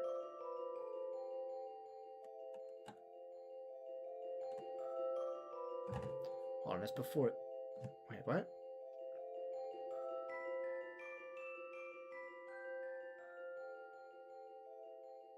Oh, okay. Before that, Dokashir Tagovak. The Dokashir Tagovak, and also the Feshra. Feshra were weird. They're created by the Mosarn patrons, so they served as like. And then there was one created by Zhashak. It was the only one that was wholly corrupted. And it still plagues the Zhashka Yishgar to this day. The Urusyaun, some of the Urusyaun were corrupted, and they sort of created two different camps. But this is all like really, the populations of those creatures is so small, except for the Feshra. The Feshra are still pretty widespread, or not pretty. They're very widespread and still used all over the place. So the Feshra are the only ones that have really stayed around since then, which is funny. Just thinking about it now. That that they're the ones still around. You could draw your own conclusions why I'm laughing about that. Why was I talking about them at all? I don't know, because I wanted to mention that the one for the Nibeljash was fully corrupted. So the Nibeljash were split up and went around to all the other domains, and there were 11 different divisions. That's why there are 11 different tribes. There are 11 different divisions that were created from the Nibeljash and scattered about Umbalin that then fought fights and battles and things of that nature, and then returned to Zhashka-Gishkar after it was over. The Pashrul's corruption also witnessed the first loss of territory. Aside from Zhashka-Gishkar being, well, it had been repopulated by this point, right? So this would be considered the first Zander domain, Zhashka-Gishkar, at the time after, which is, I guess it's pretty interesting that the first Zander domain was actually done by the patrons of Umbalin, but it was repopulated, so you can no longer call it Zander technically. Yeah, but the first truly lost domain was the Sholpash. That's down here, which used to be called the Ploblimk. Am I saying that right? Ploblimk? Yeah, Ploblimk. This was technically the domain of Molslep. So when in the they had this whole territory, right? I already said that. That the Feblis and that the Mosson had this whole territory. Wrong button. That they had this whole area here. Technically, this was Fos. Technically, all the Lesser Kashars was the surface water level of this, including Ode Imfar, and all of this area was Tesa, and this was Molslep. They kind of gave him an honorary one, even though he was already dead at this point. But also, the Sholpash was the first one to fall. The Ploblimk was the first to fall. That's where Utrainbor was sent to fight, and they lost. So their name is sort of ironic. Utrainbor meaning a house without weakness, or the family without weakness. Utrainbor. House without weakness. The family without weakness. Is sort of ironic. It's not ironic. It's actually purposeful, because their name was adopted after their return. So the only ones that returned were the ones that were able to survive in the Ploblimk. All the ones who died were obviously the weak ones. So only the weak returned. So therefore they are Utrainbor, the family without weakness. Ut meaning no, or it's a negative. Ran meaning weak, and Ranbor, no RT, so just Ranbor means family. So Utrainbor would mean, Ranbor would be like weak family, Utrainbor would be not weak family. Family without weakness. So that brings us, that one also covered in part 1. That brings us up to, where are we now? We are now at, I know where we are, but I'm just going back over here. Pashrul's corruption. And then, after Pashrul's corruption, there is an era of 1,400 years where everything's like really nice and good and stuff. The Unified Era. The Unified Era between Pashrul's corruption and the Great Schism. Now, in part 1 of the book, I say that there is some discussion that you could have separated out the Unified Era into eras of itself. But for the purposes of this, and for the purposes of my own conception of the timeline, it is a single time frame within there. The discussions that my brain is having with itself that would cause me to say that my initial conception is winning out. So when I say that there is discussion, it means that I have internal discussion that I am projecting onto the book itself, and what I end up saying in the end is what I actually decided. So, you get a little sneak peek into the labyrinthine decision-making process that resides within my cranium. As as preposterous and pompous and stupid as that sentence sounded. Not precocious. It didn't sound precocious. But it did sound pompous and precocious. It did sound pompous and I forgot the word. Whatever. Moving on. The Great Schism is what part 1 of the book is all about. Part 1 of book 1. It's all about the Great Schism. The rebellion of the Silerufs against the Silaelnids. And hold on. Whoop, wrong one. This one here. Yeah. We get over to... Yeah. Oh, and then after Pashuel's corruption, the Nibeljash sort of break into a tribal era where all those different families, having been dispersed across Umbalin, then come back and they start fighting with each other. So that's always the fun thing that they do. They like to fight. But it also makes them a much weaker organization. So then we get to the Great Schism, where the Silrulefs. Whoa, what? Silerulefs. Is that how I still call it? Hold on, what? What? Huh? What?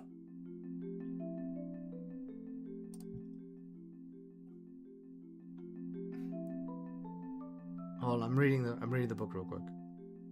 The whole thing. I'm reading the whole thing right now. No, just scroll up to the Charon section. Silerulets. Okay, so this is Erulets. Why is it ets instead of f's? That's a different ending. Silerulets. Eats. The apostrophe makes it a long E. Silerulets. Probably not something to try to figure out while I'm on stream. I'm sure I have a reason. Yeah. So we could pull up a different map for this one. We could pull. Oh. Don't look at that. What is it? What? Where is it? Hello? Oh, there it is. Boop, boop, boop, boop, boop, boop. Where's that map? Map. Go to my maps folder.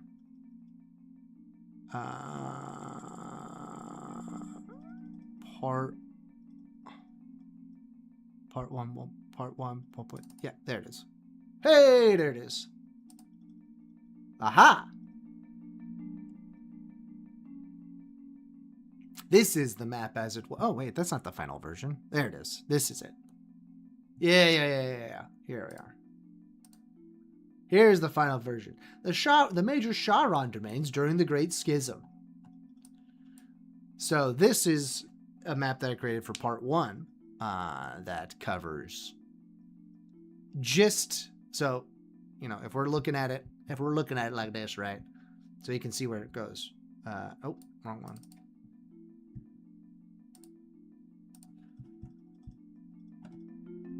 It's here, right? We're looking at right there. See what I mean, Vern? See it? Here, right there. Look. Oh, wait, right here. It's like it's a true 1-to-1. I left the greater Kashar's thing in the right position, so it's like that, a snapshot of that portion.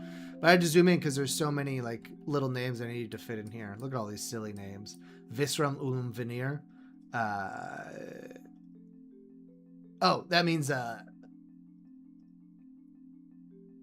Hand of Thunder. Right? No. That's not what that means. What is Visram? This is Ufisilum. That means the 5 fingers. Oh yeah, this is Visram Ulum. This is Hand of Thunder. This is the Ural Urinret Lane, which is the southern mountain river. This is the Ural Urinret Lur, which means the eastern mountain river. Ural Urinret means mountain river, and then it splits. And the Ural Urinret Let, which is the northern mountain river. Olyurn Uros Dris. This is the lesser brown river. This is the greater brown... No. Dris is greater brown river. Dresh. Dris Tayson Urisrid. What? Huh? Dresh? Dris and Dresh? Shu Dresh. Yeah, Dresh is lesser. Also right and left.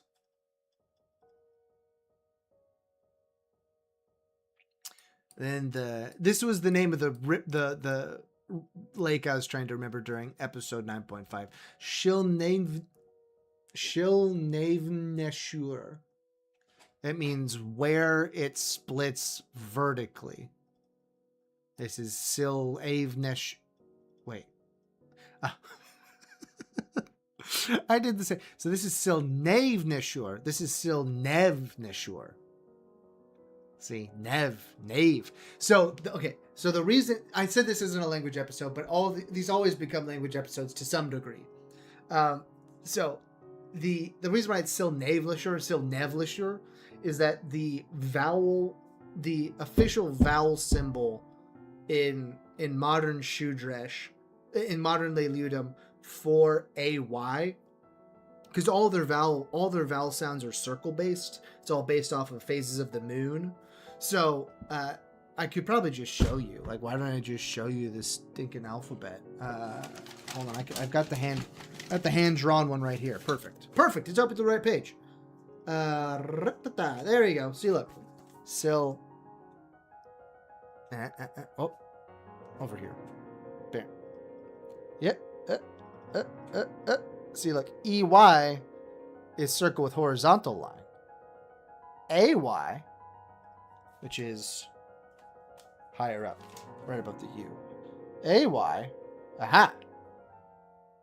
is a vertical line. So Navneshur is going to be where it splits vertically. Nevneshur is where it splits horizontally. Isn't that clever? No, because you just made it all up. Who cares what you're talking about? So that's what those two names are. Two lakes are named. No, I do say in the book like what those actually mean, but like it's so silly. And Shiln means where. So in there, I think I've talked about this briefly in some of the DMD briefs, specifically Fisfinir's DMD briefs, because he's the Sharan. He's the Leiludum in this campaign. He's from Orudfun. That's the whole point of 9.5. Orudfun lived here. This was Orudfun's original place of residence. But how one of my favorite features of the Sharan language is that they can use some of their question words to create names by saying, like, this is the place where this happens, right? So, Silnevneshur and Silnevneshur, that is, you could technically call it like Lake Silnevneshur, which would be Urvanfis. No, Urvan Riss. Right? I think that's right. Because Urvan is ocean. So Urvan Riss would be small ocean. It means weak, but it means like lesser. You know, that's what it means. So Silnevneshur means where it splits vertically, is what it means. So the Shiln is where. So he has people in his backstory that their names are Sil. They've got Sil, which is who. So it's like, depending on the ending, how they put it, it's like he who does this thing, and that's how you get the name there. There's some on here. I could just, yeah, there you go. Silfurinerlinvun. Their language is also silly because Ln is a phoneme in their language. It's a lun. Silfurinerlinvun. Sorry, Silfurinur. Naivun. That's what it is. Naivun. Obviously it's Naivun. So I think this one means where the sun sets last? Is that right?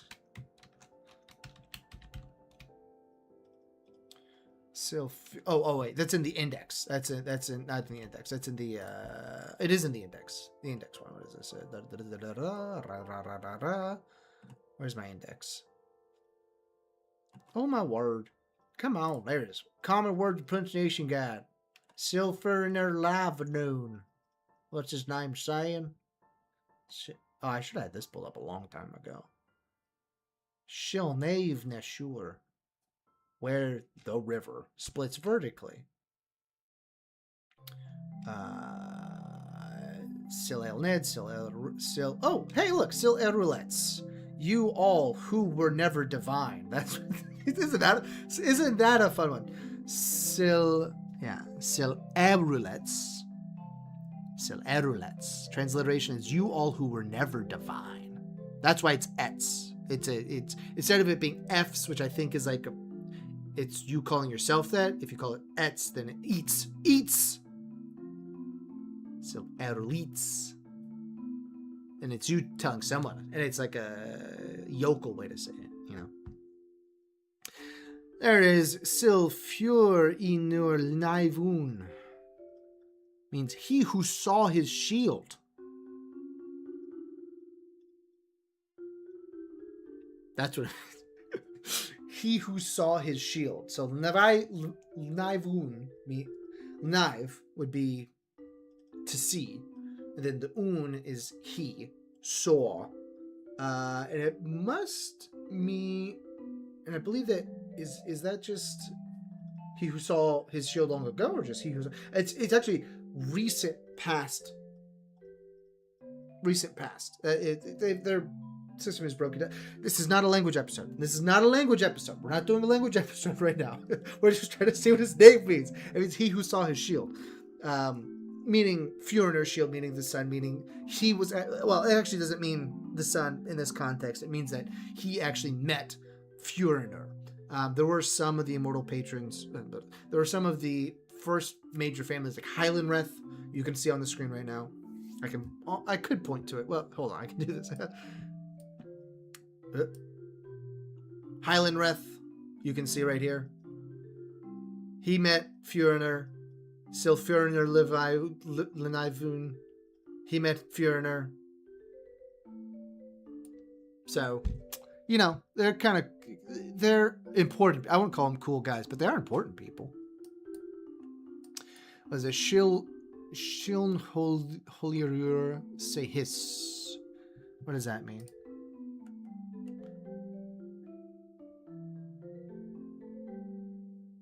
What? I don't have that one listed? Oh, it must be actually in the text itself then. If I don't put it in the index, then it's in the text itself. Right? Should be. Say hiss? That's something to do with like a reflection or something. Boy, I didn't put the name down. Whoopsie. Oh, I haven't made it all the way through part 1 again to make the index. So that's probably something I still have to add in. What were we talking about? Oh yeah, we're talking about obviously we're talking about the Great Schism. The Great Schism, which starts down here in Nibumul. This is where it starts with a guy named Fisfun. So there's a huge famine. There's a bad famine, and the Nibumul is the Sil Elned,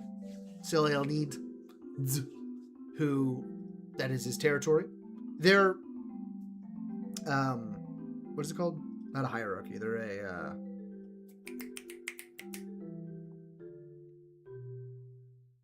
oh my word.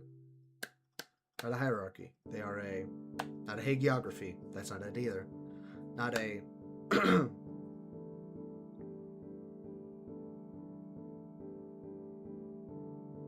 oh, sweet Moses.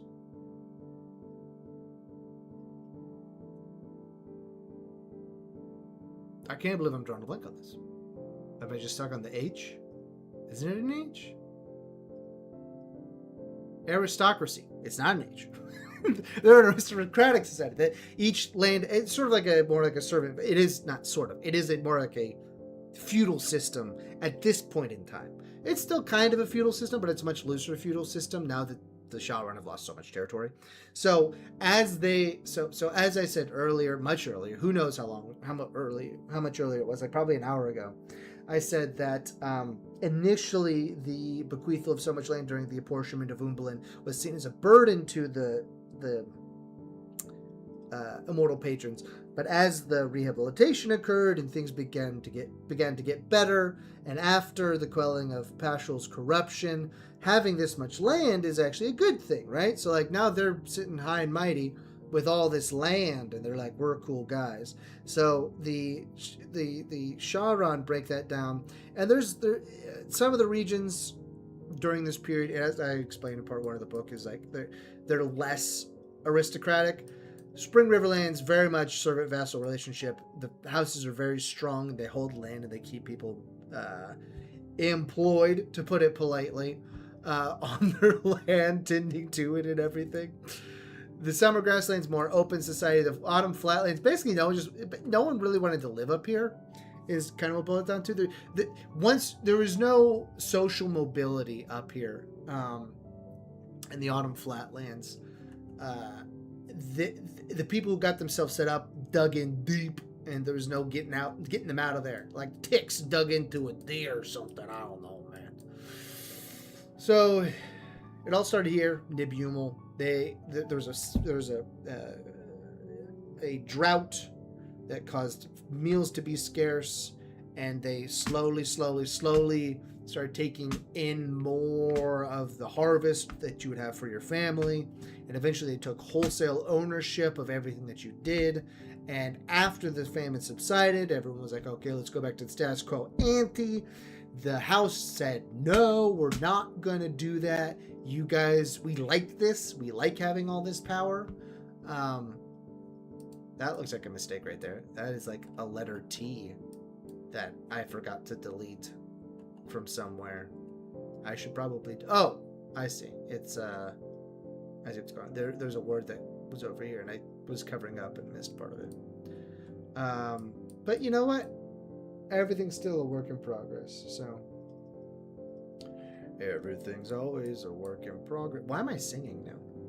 So they, then Fisfoon, who ends up being the main character, one of the main characters, one of the driving forces behind the Great Schism. The first part of the Great Schism, mind you. The Great Schism plays out in 2 parts. 3 parts? 3 parts. It plays out in 3 parts, basically. First part, this rebellion in the Riverlands. So he basically immediately takes this place over because they weren't actually that strong. Then he moves over to he tries to play nice with these guys, but these guys say, nope, that ain't gonna happen.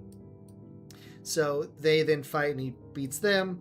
They're like, well, I guess we should just keep on conquering places, right?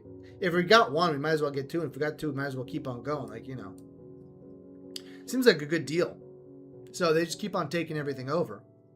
And eventually they get all the land south of the Ural-Yurnratlet under their control, including the Thiflin Rinser, including up until this part over here. They don't really get all Uramtun Uris, the rivers of the great tree is what that means. Uramtun Uris. Obviously. Because look, it's like a giant tree or whatever.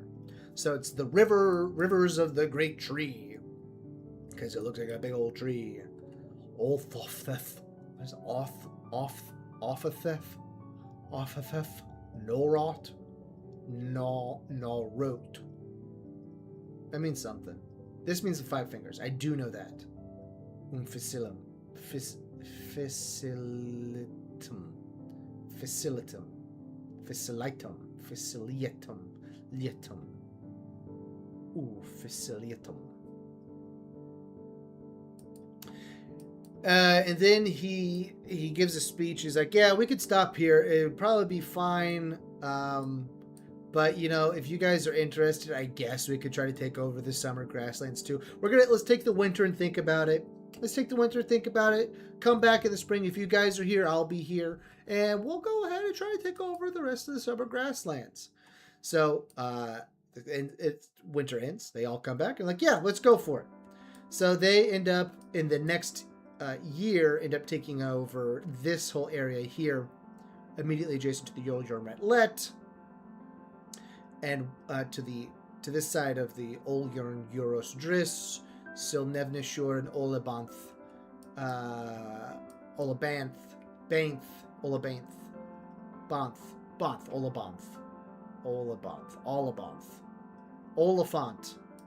That means the silent river.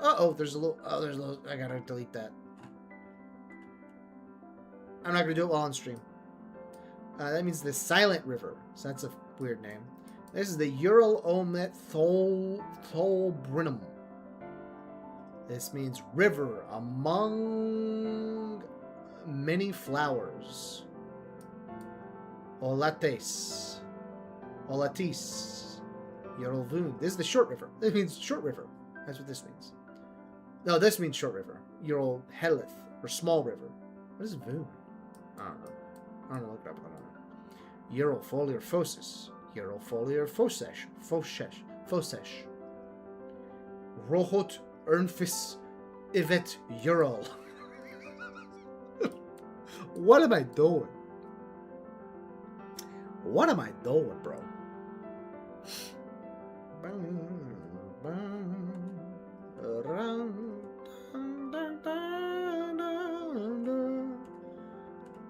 Hold on.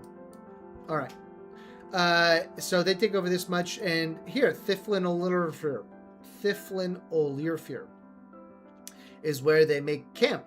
This is actually what's considered a free city at the time, a unique feature of the grasslands. It's where, there's not a single family that takes this over. It's a collection. It's a free trade center. You have social mobility there. It's one of the highlights of the summer grasslands. And the other families are like, you know what? Maybe it's time to not have that be a thing. So this is where Iris Tayson comes in. She's the leader of Thiflin Olirfir. And they meet this guy named Holrood. No, Holrood was already around. He was a general from the Riverlands. So they try to figure out, hey, what should we do exactly? Because this is going great and all, but eventually, the rest of Umbalin's going to be like, what is even going on right now? Especially those guys over in the Winter Woodlands. And this thing called the Towers, which features prominently in our current campaign. The Towers does.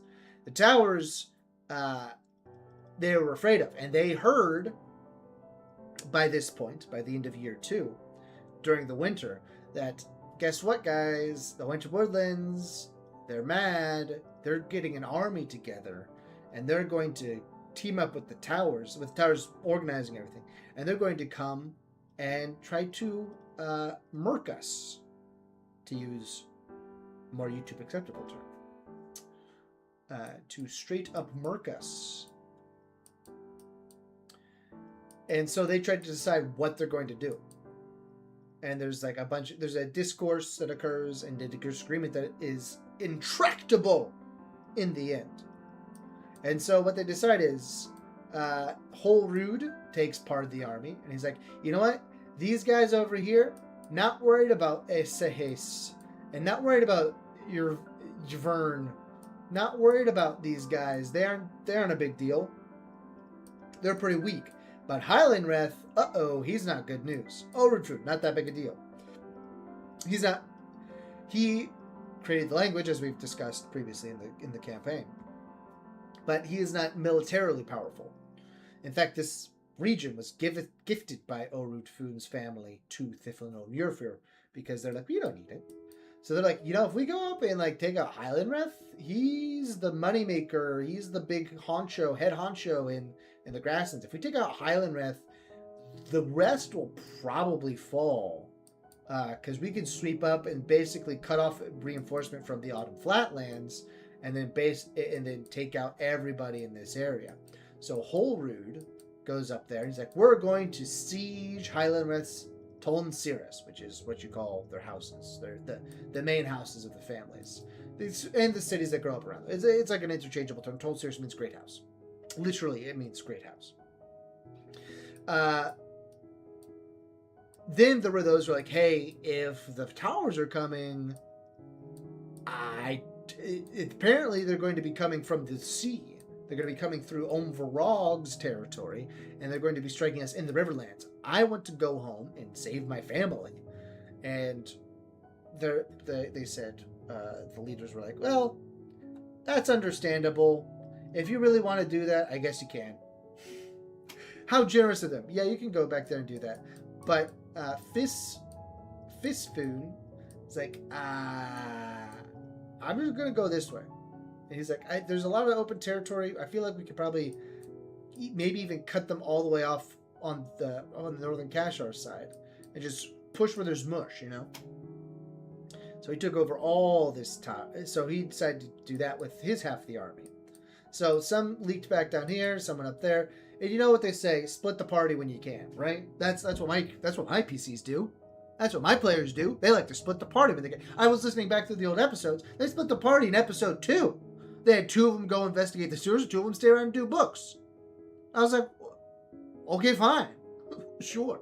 And now we're doing it again. Except for we had 2 separate episodes for each of them because they split the party so much. So, you know, I got a bunch of troublemakers at the table. Man. Nothing but trouble. So then, they go forward with that plan. Holrood begins to siege Highlandreth. Doesn't make a lot of progress. It's actually, the description of the fight at Highlandreth's place is very cool. There's a lot is dedicated to it in part 1 because it is a major portion of this whole story. Fistfun makes a lot of good progress. He makes all the way up to the Winter Fort. Guess what? That's where he makes it up to. He makes it all the way up to the Winter Fort. It's named something else in the end. Oh, it becomes, what is it? Ta Undir? Right? Is that the name it becomes? Yeah, there it is. Ta Undir. Ta Undir. It becomes Ta Undir.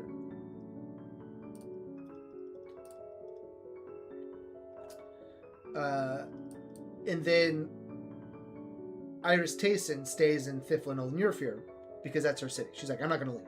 I'm staying here. So the idea was either they all stay in Thiflin Olnurfir and try to just basically have a siege on their turn. Well, not have a siege happen to them.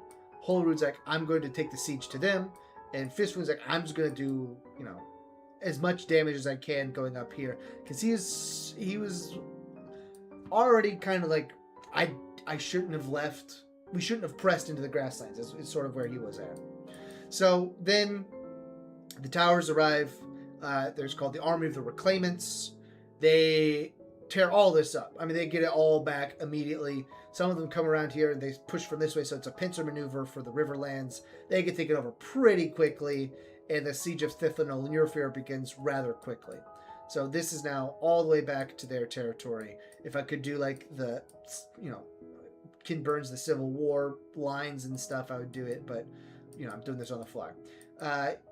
Holrood bangs at this for like a full year, and then we get back to another winter, and she's Iris Tayson's looking out at the Army of the Reclaimants. Holrood's looking in at Highlandreth. Actually, by the winter, I believe that he's made it within the walls of Highlandreth's place, or maybe he almost has, and then he's in the Winter Fort.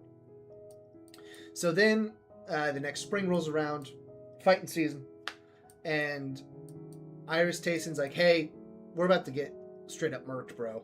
It's bad news bears over here. And so Fistfun's like, hey, guys, I know you built this fort and everything. I'm going to go back to Thiflin Olnurfir and save Iris Tayson and all the people I can from there, and then we're going to come back here. If you guys don't want to come, that's fine, but I'm going to go. And he gets some people to come with him. He gets like a strike force, and they're able to use the Lesser Kashars to get back. They come down to trap Chakesh and take some boats over here. They perform a rescue mission, and they escape back over here, and then book it by foot to Rukoratgil, and make their escape all the way back up to the Winter Fort because the Ungol won't let the Reclaimants. I didn't see that my mic had done that. And take some boats over here. They perform a rescue mission, and they escape back over here, and then book it by foot to Rukoratgil, and make their escape all the way back up to the Winter Fort because the Ungol won't let the... Sorry, I'm just catching up with my own stream, seeing if it sounds like the Reclaimants. Ah, yeah, see, the audio dropped, but now we got it back. Now we're back. We're good. Rico Rocket. Boy, we're taking too long on the Great Schism. Well, it's the problem with the Great Schism, because it's just part of the Great Schism, is that it's sort of like the hinge point of the history of Umbalin. Nothing is the same. Well, as much as like nothing is the same after any of the cataclysms, the Great Schism really is what sets up modern, for our campaign, Umbalin. So that's why I'm taking so much time to do it. Also, I wrote like part 1 of the book is all about this. So they return to the Winter Fort. Holrood continues to bang his head against Highlandreth. They make their way inside the walls, but like they can't take over the Great House directly. So at the end of that next year, it's time for a treaty, right? The Iristason and all of them are up in the Winter Fort. Things are looking bad. They're trying to make peace. So Holrood stops fighting. He holds position. And deliberations begin in Umvalbo. Those go on for a while.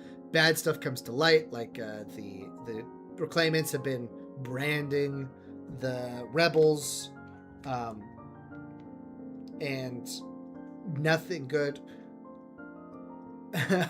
I'm summarizing, like there's so much back and forth that goes on. I'm trying to summarize as best I can. So it ends up through various machinations and agreements and handshakes and things of that sort and deliberations that there can be peace, but the rebels can no longer call themselves Sil Aelneds. They're no longer even Shauron. They are going to be known as the Leiludum. No, sorry, they're going to be known as the Shudresh, which means we lessers. And those who have been the winners of all this are going to be called the Leiludum, which are his favored ones. That is where the terms Shudresh and Leiludum originate, as a peace agreement, as part of the peace agreement of the Great Schism. The Shudresh are going to be granted the Northern Kashars, which are, they will be getting the Northern Kashars because they've been stripped bare and are mainly just a nuisance at this point to the Ungol, because there's a lot of holes down into Khartoum where the Tyrol keep coming. And they're like, we don't want to deal with that anymore. So, you know what? You guys can have this garbage land. You'll be indebted to us for like the rest of eternity. And, that's all like fun and games and stuff. And like people are sort of happy about it. Except for, I don't know if you know this, but there are native peoples, native Ungol, who live in the Northern Kashars. Like, hey, this is our land. We fought for it. We're going to keep it. And the leaders, the Setako Mavai Trabion, who we've talked about in previous Lord Goblin Lives. I don't think it's played. It's been a little bit in the campaign, and I think it was part of DM Debrief for Upanor, episode 7, maybe episode 8. Maybe we stop here at the Great Schism, because we're getting pretty. We'll move quickly. The other ones are much more cut and dry. So, those. So it's important to lay all this out, because remember the whole point of the birth of the Tyrol is hey, Zashak, can we have this land? And he says, no, this is my land. I'm going to fight for my land. So guess what? When you come to the people who have been fighting for this land for generations and millennia at this point, and you say, hey, you're going to just give your land to these people who lost a war. You're like, well, do we have to though? And they say, yes, you do have to, because we're your rulers and you have to give it up for them. So they say, maybe not. And guess what happens? They go down to Khartoum. They make a deal with Pashrul, and there's this lady called Folog Itar. I have to check her name. That may have changed a little bit. Folog Itar, she's got a guitar. Becomes this crazy undead queen who has an army of Tyrol at her behest. And the big issue is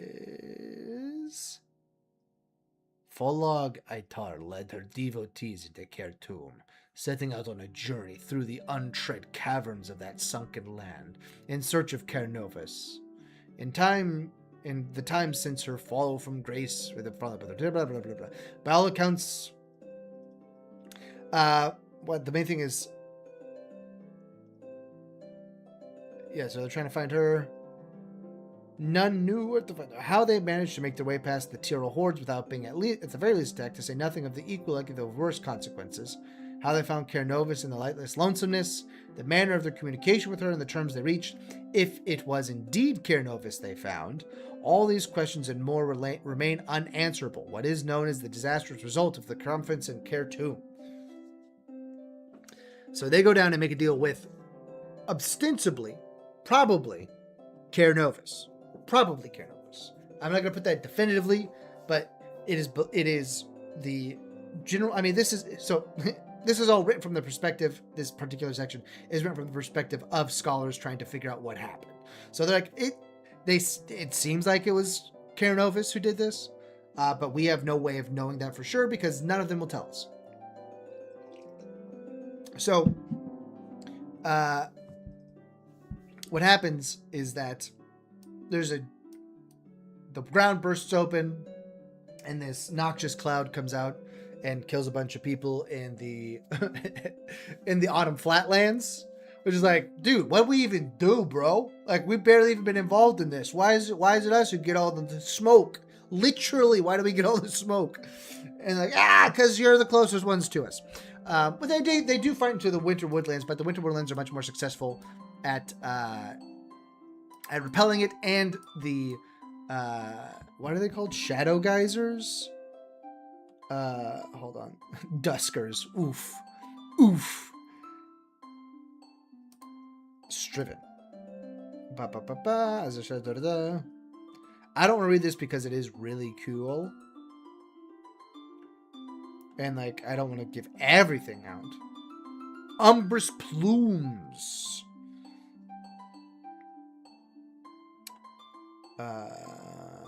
Umbrous plumes. This was the Umber Fall, the Aerid Sholethheim Sholet Ehism Sholet Ehism Verusaid. Her day when shadows fell. Aerid Sholet Ehism is shadows. So Sholet is win. Ehism is shadows. Verusaid is fell. Sholet Ehism Verusaid.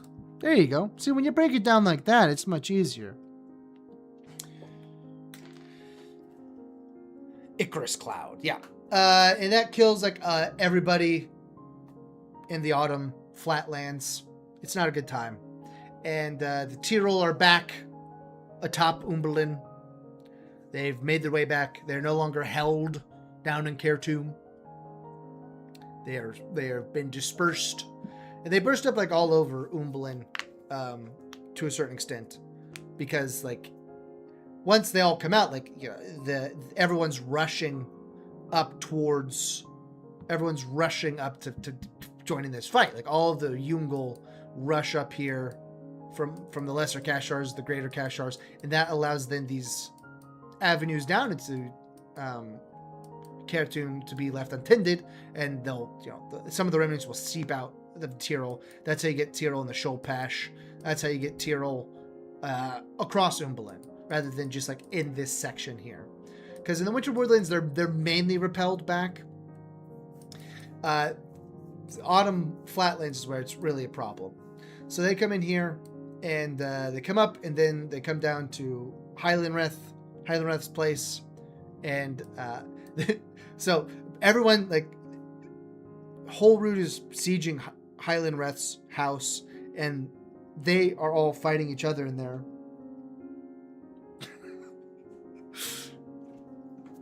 They're all fighting each other in there, and they basically like turn around and look, and there's like this army of Tyrol and undead, and this queen, this undead ruler riding one of the Tokashir Tagovox, the guys from one of the guys from the first Cataclysm. She is riding on as like a war mount, and so they turn around, and now the guys who they were just fighting are now they're fighting with.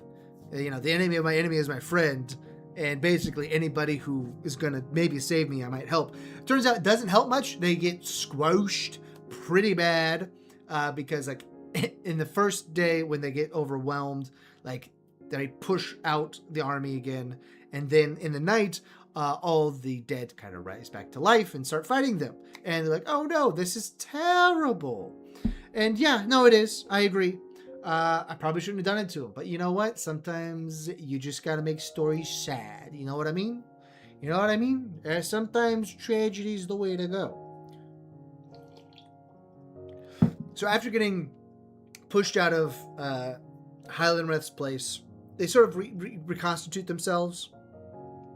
And they make a unified push, and eventually the Ungol Tyrol undead army gets defeated. It's kind of like academic what occurs. Like it's just a series of fights, pushing back. There's not a lot of intrigue because once you get past the rebellion and the reclamation portion, the politics of it becomes very clear, right?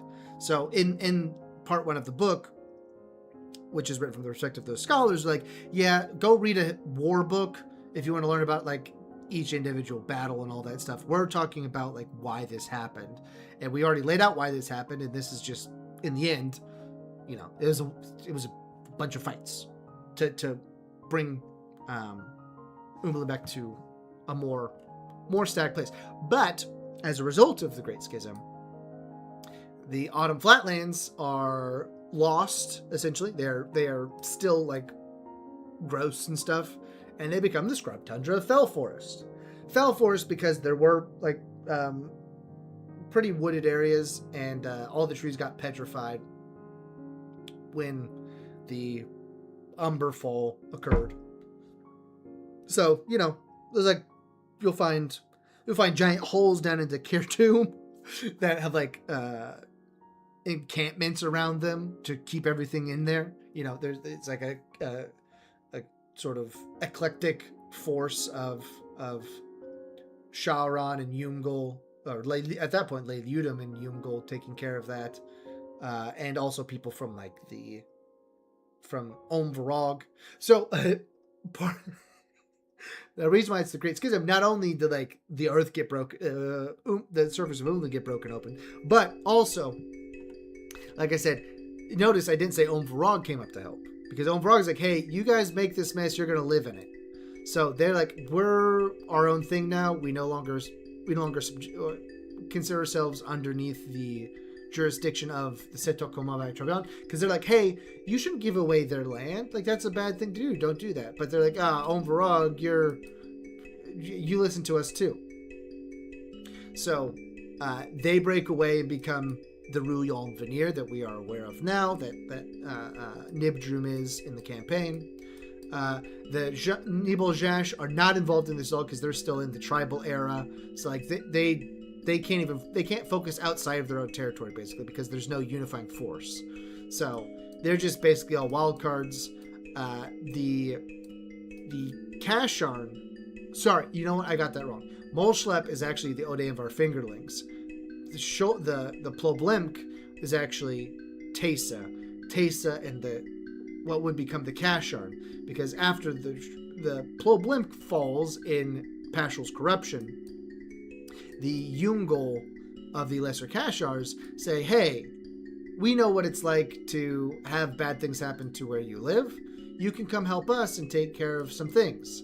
So they invite what are at most are at the moment, into the Lesser Kashars. They kind of get distributed throughout the Lesser Kashars and say, hey, the Ungol start saying, hey, these guys are pretty nifty and useful. We should let them take care of the sunlit side of our our domain. So the Mosarn from the Ploblemk get distributed amongst all the Kashars, and when this war occurs, they say, hey, we're going to help out this war because we're invested in this community, basically.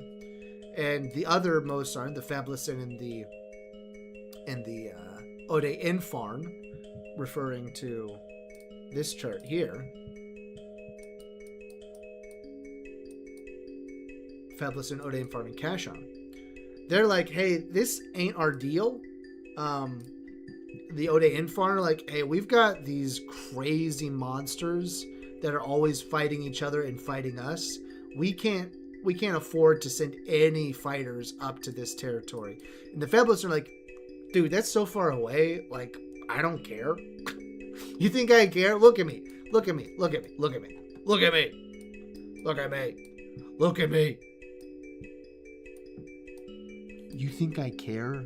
You think I care about the Ungol? I'm from the Fableson, bro. I'm from the Fabulous, bro. You best back off. You don't know me. I don't owe any allegiance to you. We ain't blood. We ain't kin. That's what they say. Which is, like a response that people will have sometimes to exogenous events that occur outside of your area of immediate attention. So the Kasharn, the Mosarn from the Kashars are then like, well, then you know what? Then we're not you anymore. We aren't blood. You're right. We are the Kasharn. We live in the Kashars. We take care of the rivers in the Kashars.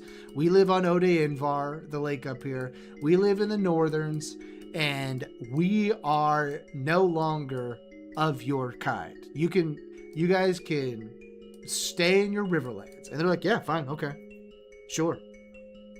We're the Fabulousin. We live in the Fabulous. They're the Ode Infarn. They live in the Ode Invar. So if we're gonna do this, we're gonna do this. We're no longer friends. You should grow up some, Kasharn, get over yourself some. That's what they say.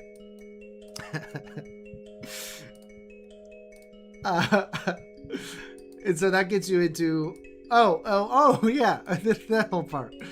Yeah. And so the final drop in the barrel for all of this is that the Ungol of the Northern Kasharn who follow of the Northern Kashars who follow Folagatar and become rebellious get cursed essentially and become darkened complexion wise, and they really they just, it's so cold, they all get shoved up into the Lasodrenjernfis. And this mount, why did it, so I gotta replace that, but yeah, she is pushed onto this barren iceland over here. There's a mount, you can see it's you can see it better here.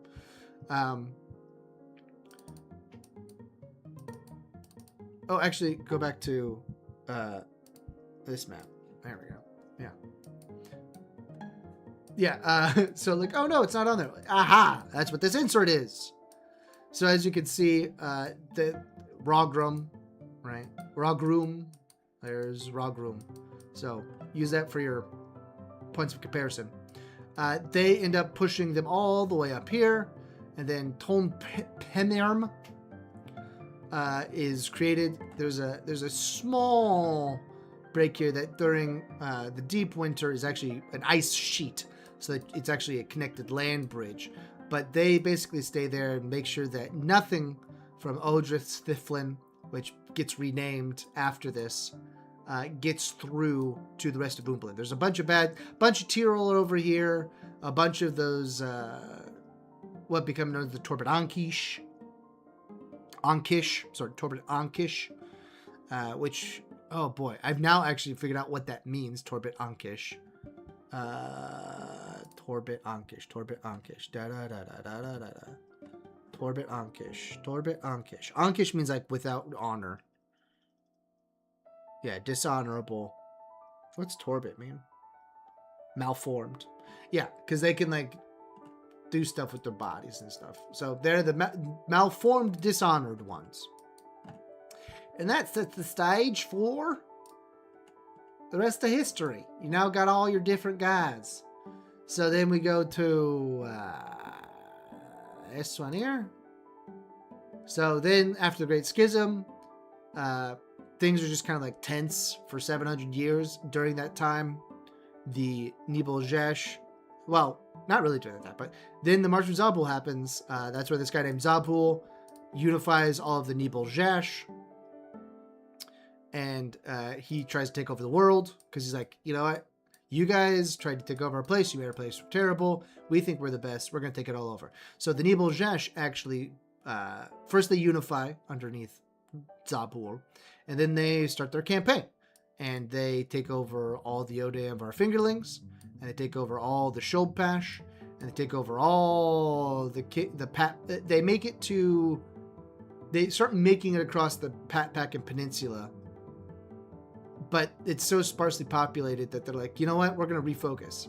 And so they've split their forces, and Tishkanlor Vobrin comes into play. Because this is the pass in the Lesser Kashars that gets you from the Odayanvar to the Feblis. And so they're trying to take over the Feblis Riverlands. They're trying to make it over here. So the plan was, Greater Kashar is not very passable. These lands are all pretty strong.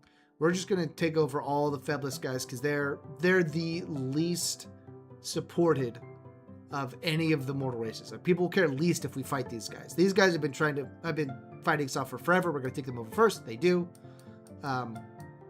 Shulpash, uninhabited. Hold on, this is the wrong one. There we go.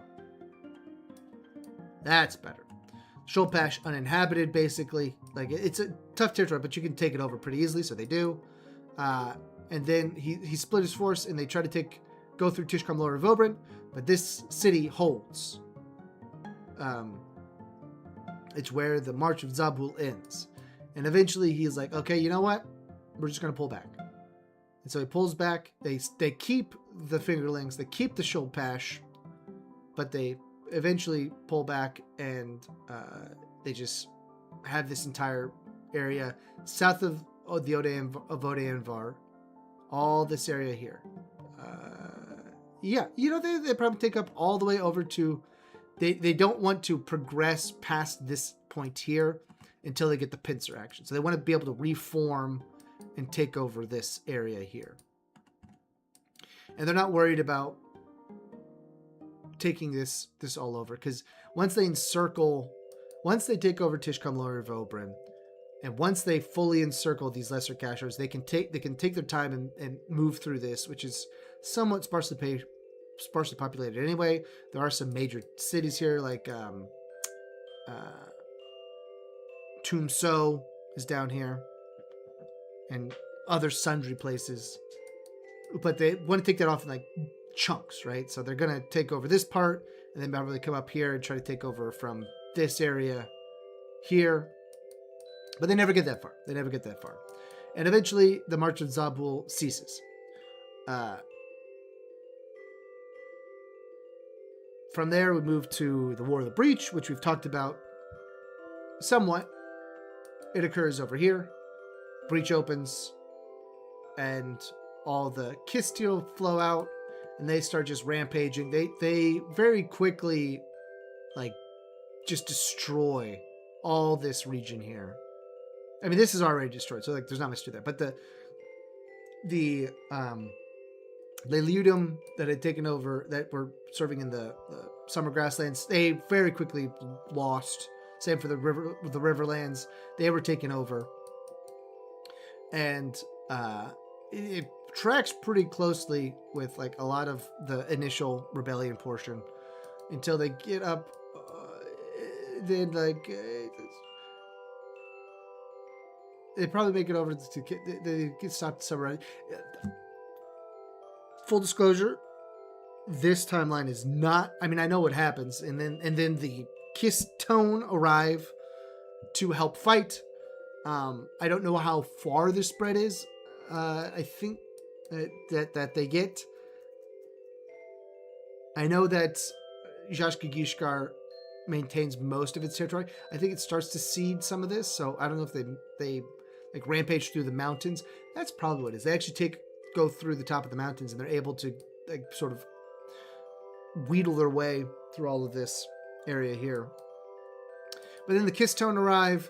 They're able to help fight back against the Kistirol and the Zoreg. And in the end, these lands are all like this area here where the breach actually happened is like totally ruined. No one wants to live there anymore. There's like one city deep in this area here that people will live, but outside of that, it's all very ruined, and this is not great. And they're kind of embarrassed because they got pushed. They got pushed all the way into the Winter Woodlands. So all these Leludim, right? All these Leludim who won the Great Schism, who won the Great Schism and took on the mantle of Leludim, meaning his favorite ones, have now been just fully decimated. The line of Highlandmouth has been displaced fully at this point. So they say, you know what? Thank you, Kistone. You can have it. You helped. You can have it. So they get this. No one takes this because it's terrible. And actually, it ends up being a pretty sizable population of Kistirol maintained in this area. And the Patpakin is bequeathed by the Nibeljash by Zhashkigishkar Drashtarambol. That's the title of them when they become a republic. To the other half of the Kistone, who stayed over here. So then we've got the two Kistone places. And then that brings us to the incursion of the far shores. I'm trying to get through this a little bit quickly because it's getting a little bit late. March of Zabul, or the incursion of the far shores, which also we have covered somewhat. First, the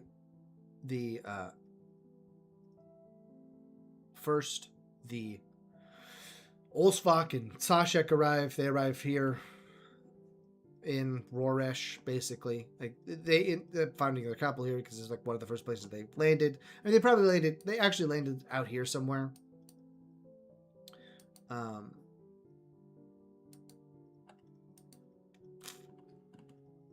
But they land here. The Mopari forces land over here in the Kistalnrid, and they start fighting a war. And they like push all the way through here. They've brought some Shek eggs with them. They corrupt those Shek eggs. I think I'm keeping this canon. They corrupt those Shek eggs into warriors rather than Shek. And that's how they get an army. And eventually the forces of Umbalin win. And as a gift for that, Zhashkigishkar grants those victors the Odayanvar fingerlings. So this becomes the domain of the Kratanil and Sashek. The Mopari get pushed back into this area.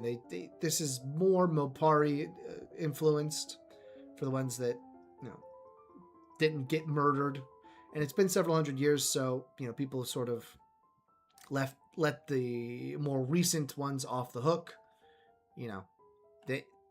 They claim that not all of them were evil from the beginning. And so the first cohort, oh look, you're gonna find Zashek and those fucking pagans arrive in Umbalin, landing at a place I haven't determined. 23 years later, the Mopari and Sekshed arrive on the shores of the Kistalnrid, and incursion for shores begins. The final part of the incursion takes place in the Zhashkigishkar Republic, cedes the Odayanvar fingerlings to the newly crowned Olsvak king, where Roresh is found as the capital.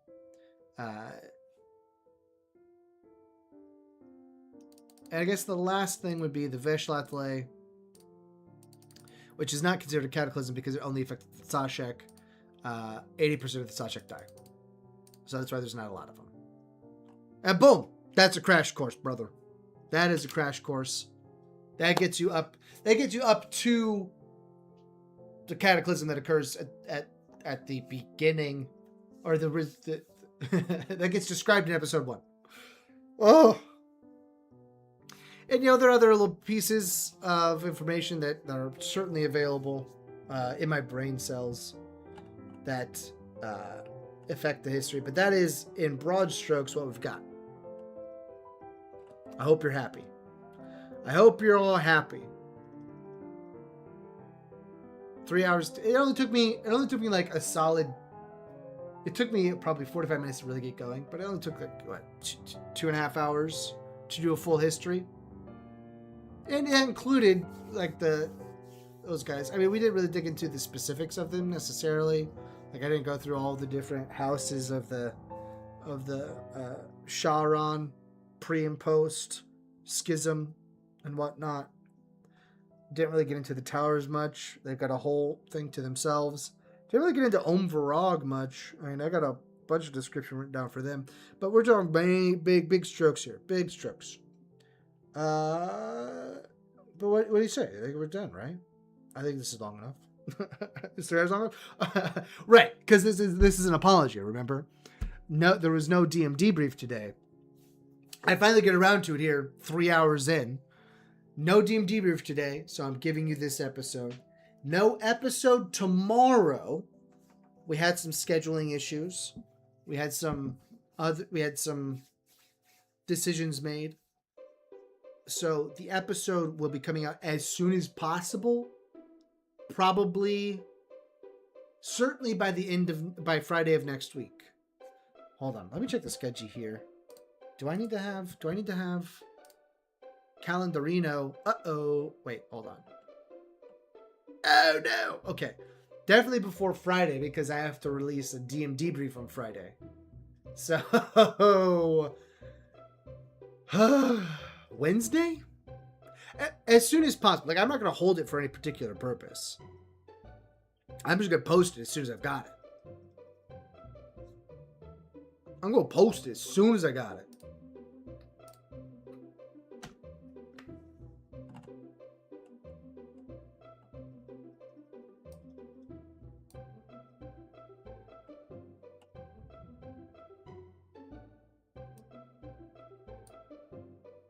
Oh. So, yeah, no episode tomorrow. I'll post it as soon as I can get it edited. I mean, we're not recording it until Sunday, so we'll see how quickly I can get that done. Yeah. But we'll see what happens. There's a lot going on in this episode. So it's going to be wild. Going to be crazy. I mean, you guys will see things you've never even seen before. Never seen before.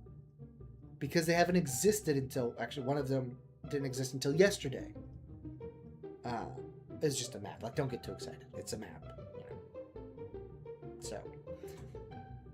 I don't know. Drape a Lake. Gibbiskibib. As of course, let's see. Wabai double and Chibu drop up a labike on Dibis. Does anybody remember Ubby Dubby from Zoom? Obviously, you do. I'm sure Ubby Dubby. You don't remember Ubby Dubby? Wabai double and Chibu drop up about labike on Dibis streaming to help about the chapernable. Even living subscribe, even living the bubble. 3 hours into a live stream. We're cooking with gas now. We're speaking in Ubby Dubby. I needed another silly language. This one's like barely even a language. It's just English with extra syllables. Literally, that's all it is. But, you know, happy to have you all here. All, like, 3 of you, I think. Hey, listen, if you're watching the VOD, like, cool, bro. Drop a comment. We still, at the moment, read all the comments. If we don't reply to them, that means we think you're either a fake person or you're mean. But, like, if you just randomly put a 7-6 on one of our things, as, like, a random person, the channel will drop a very bad, like, boomer joke of, like, I thought the young kids were saying 6-7. Nope, no hand motions. Not gonna do it. I don't even have TikTok on my phone because it's hot garbage trash. YouTube Shorts are where it's at, obviously. Yeah, like, subscribe. UpandOutShow.substack.com is where you can get full video. Hopefully this time I remember sooner than an hour into the episode that I'm supposed to cut you plebes off. But we'll see. We'll see. We'll see what happens. Join us for the episode as soon as it drops. We'll be in the chat. We do a premiere always, so like we're in the chat. I'm in the chat, just waiting for you all to be like, "Wow, crazy! What a crazy move, man! That's crazy." What do we want to? Let's. What's the track we want to end with? Oh, do you guys want to like? Can I do that easily? I'm working on one. Oh no, I can't do that one. I can't. I'm working on a couple tracks. I don't want to end with that. Let's see. Let's end with. I like. Which one do I want to end with? I mean, that one's really good. I think we'll end with Taking the Long Way.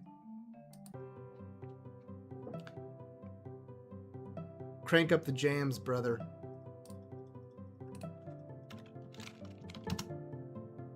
More.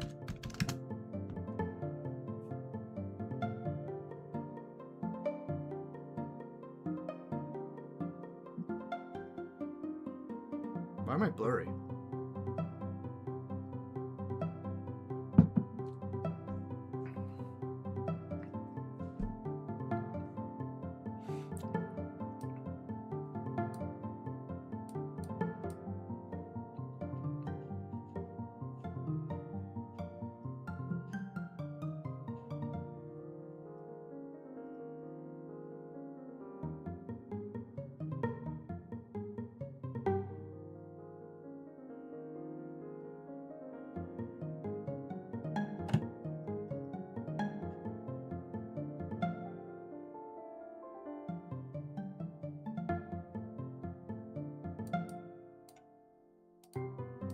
I slipped. Oh no, everything's going wrong.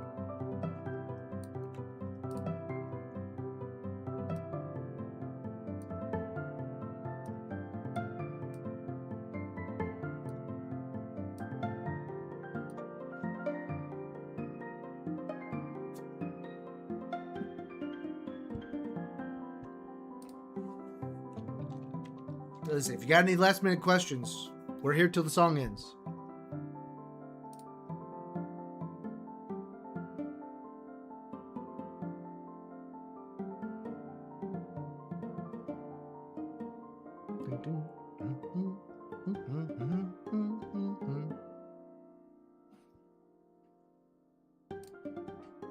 Oh wait, I forgot to like even like my own stream or whatever.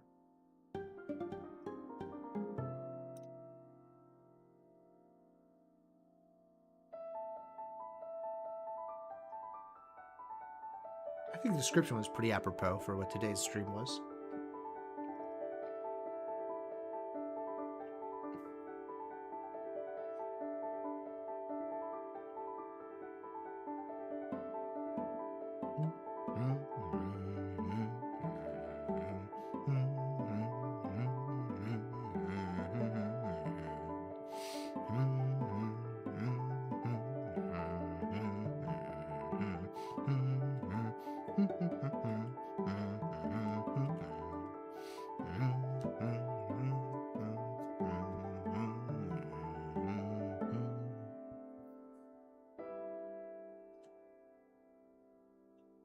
Hey, you know, if you have an idea for what the next stream should be, drop a comment. We could do like some sort of nonsense.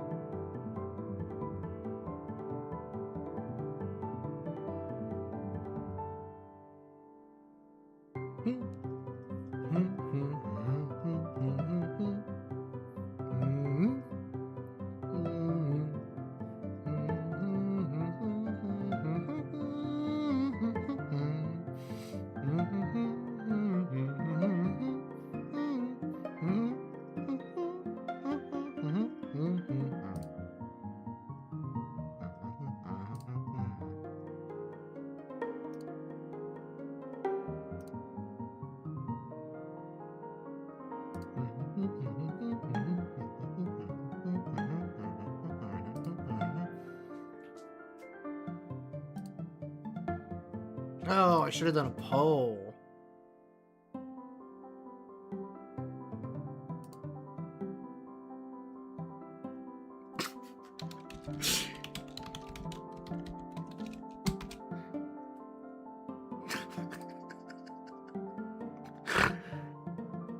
Yes. Yes. Someone say yes.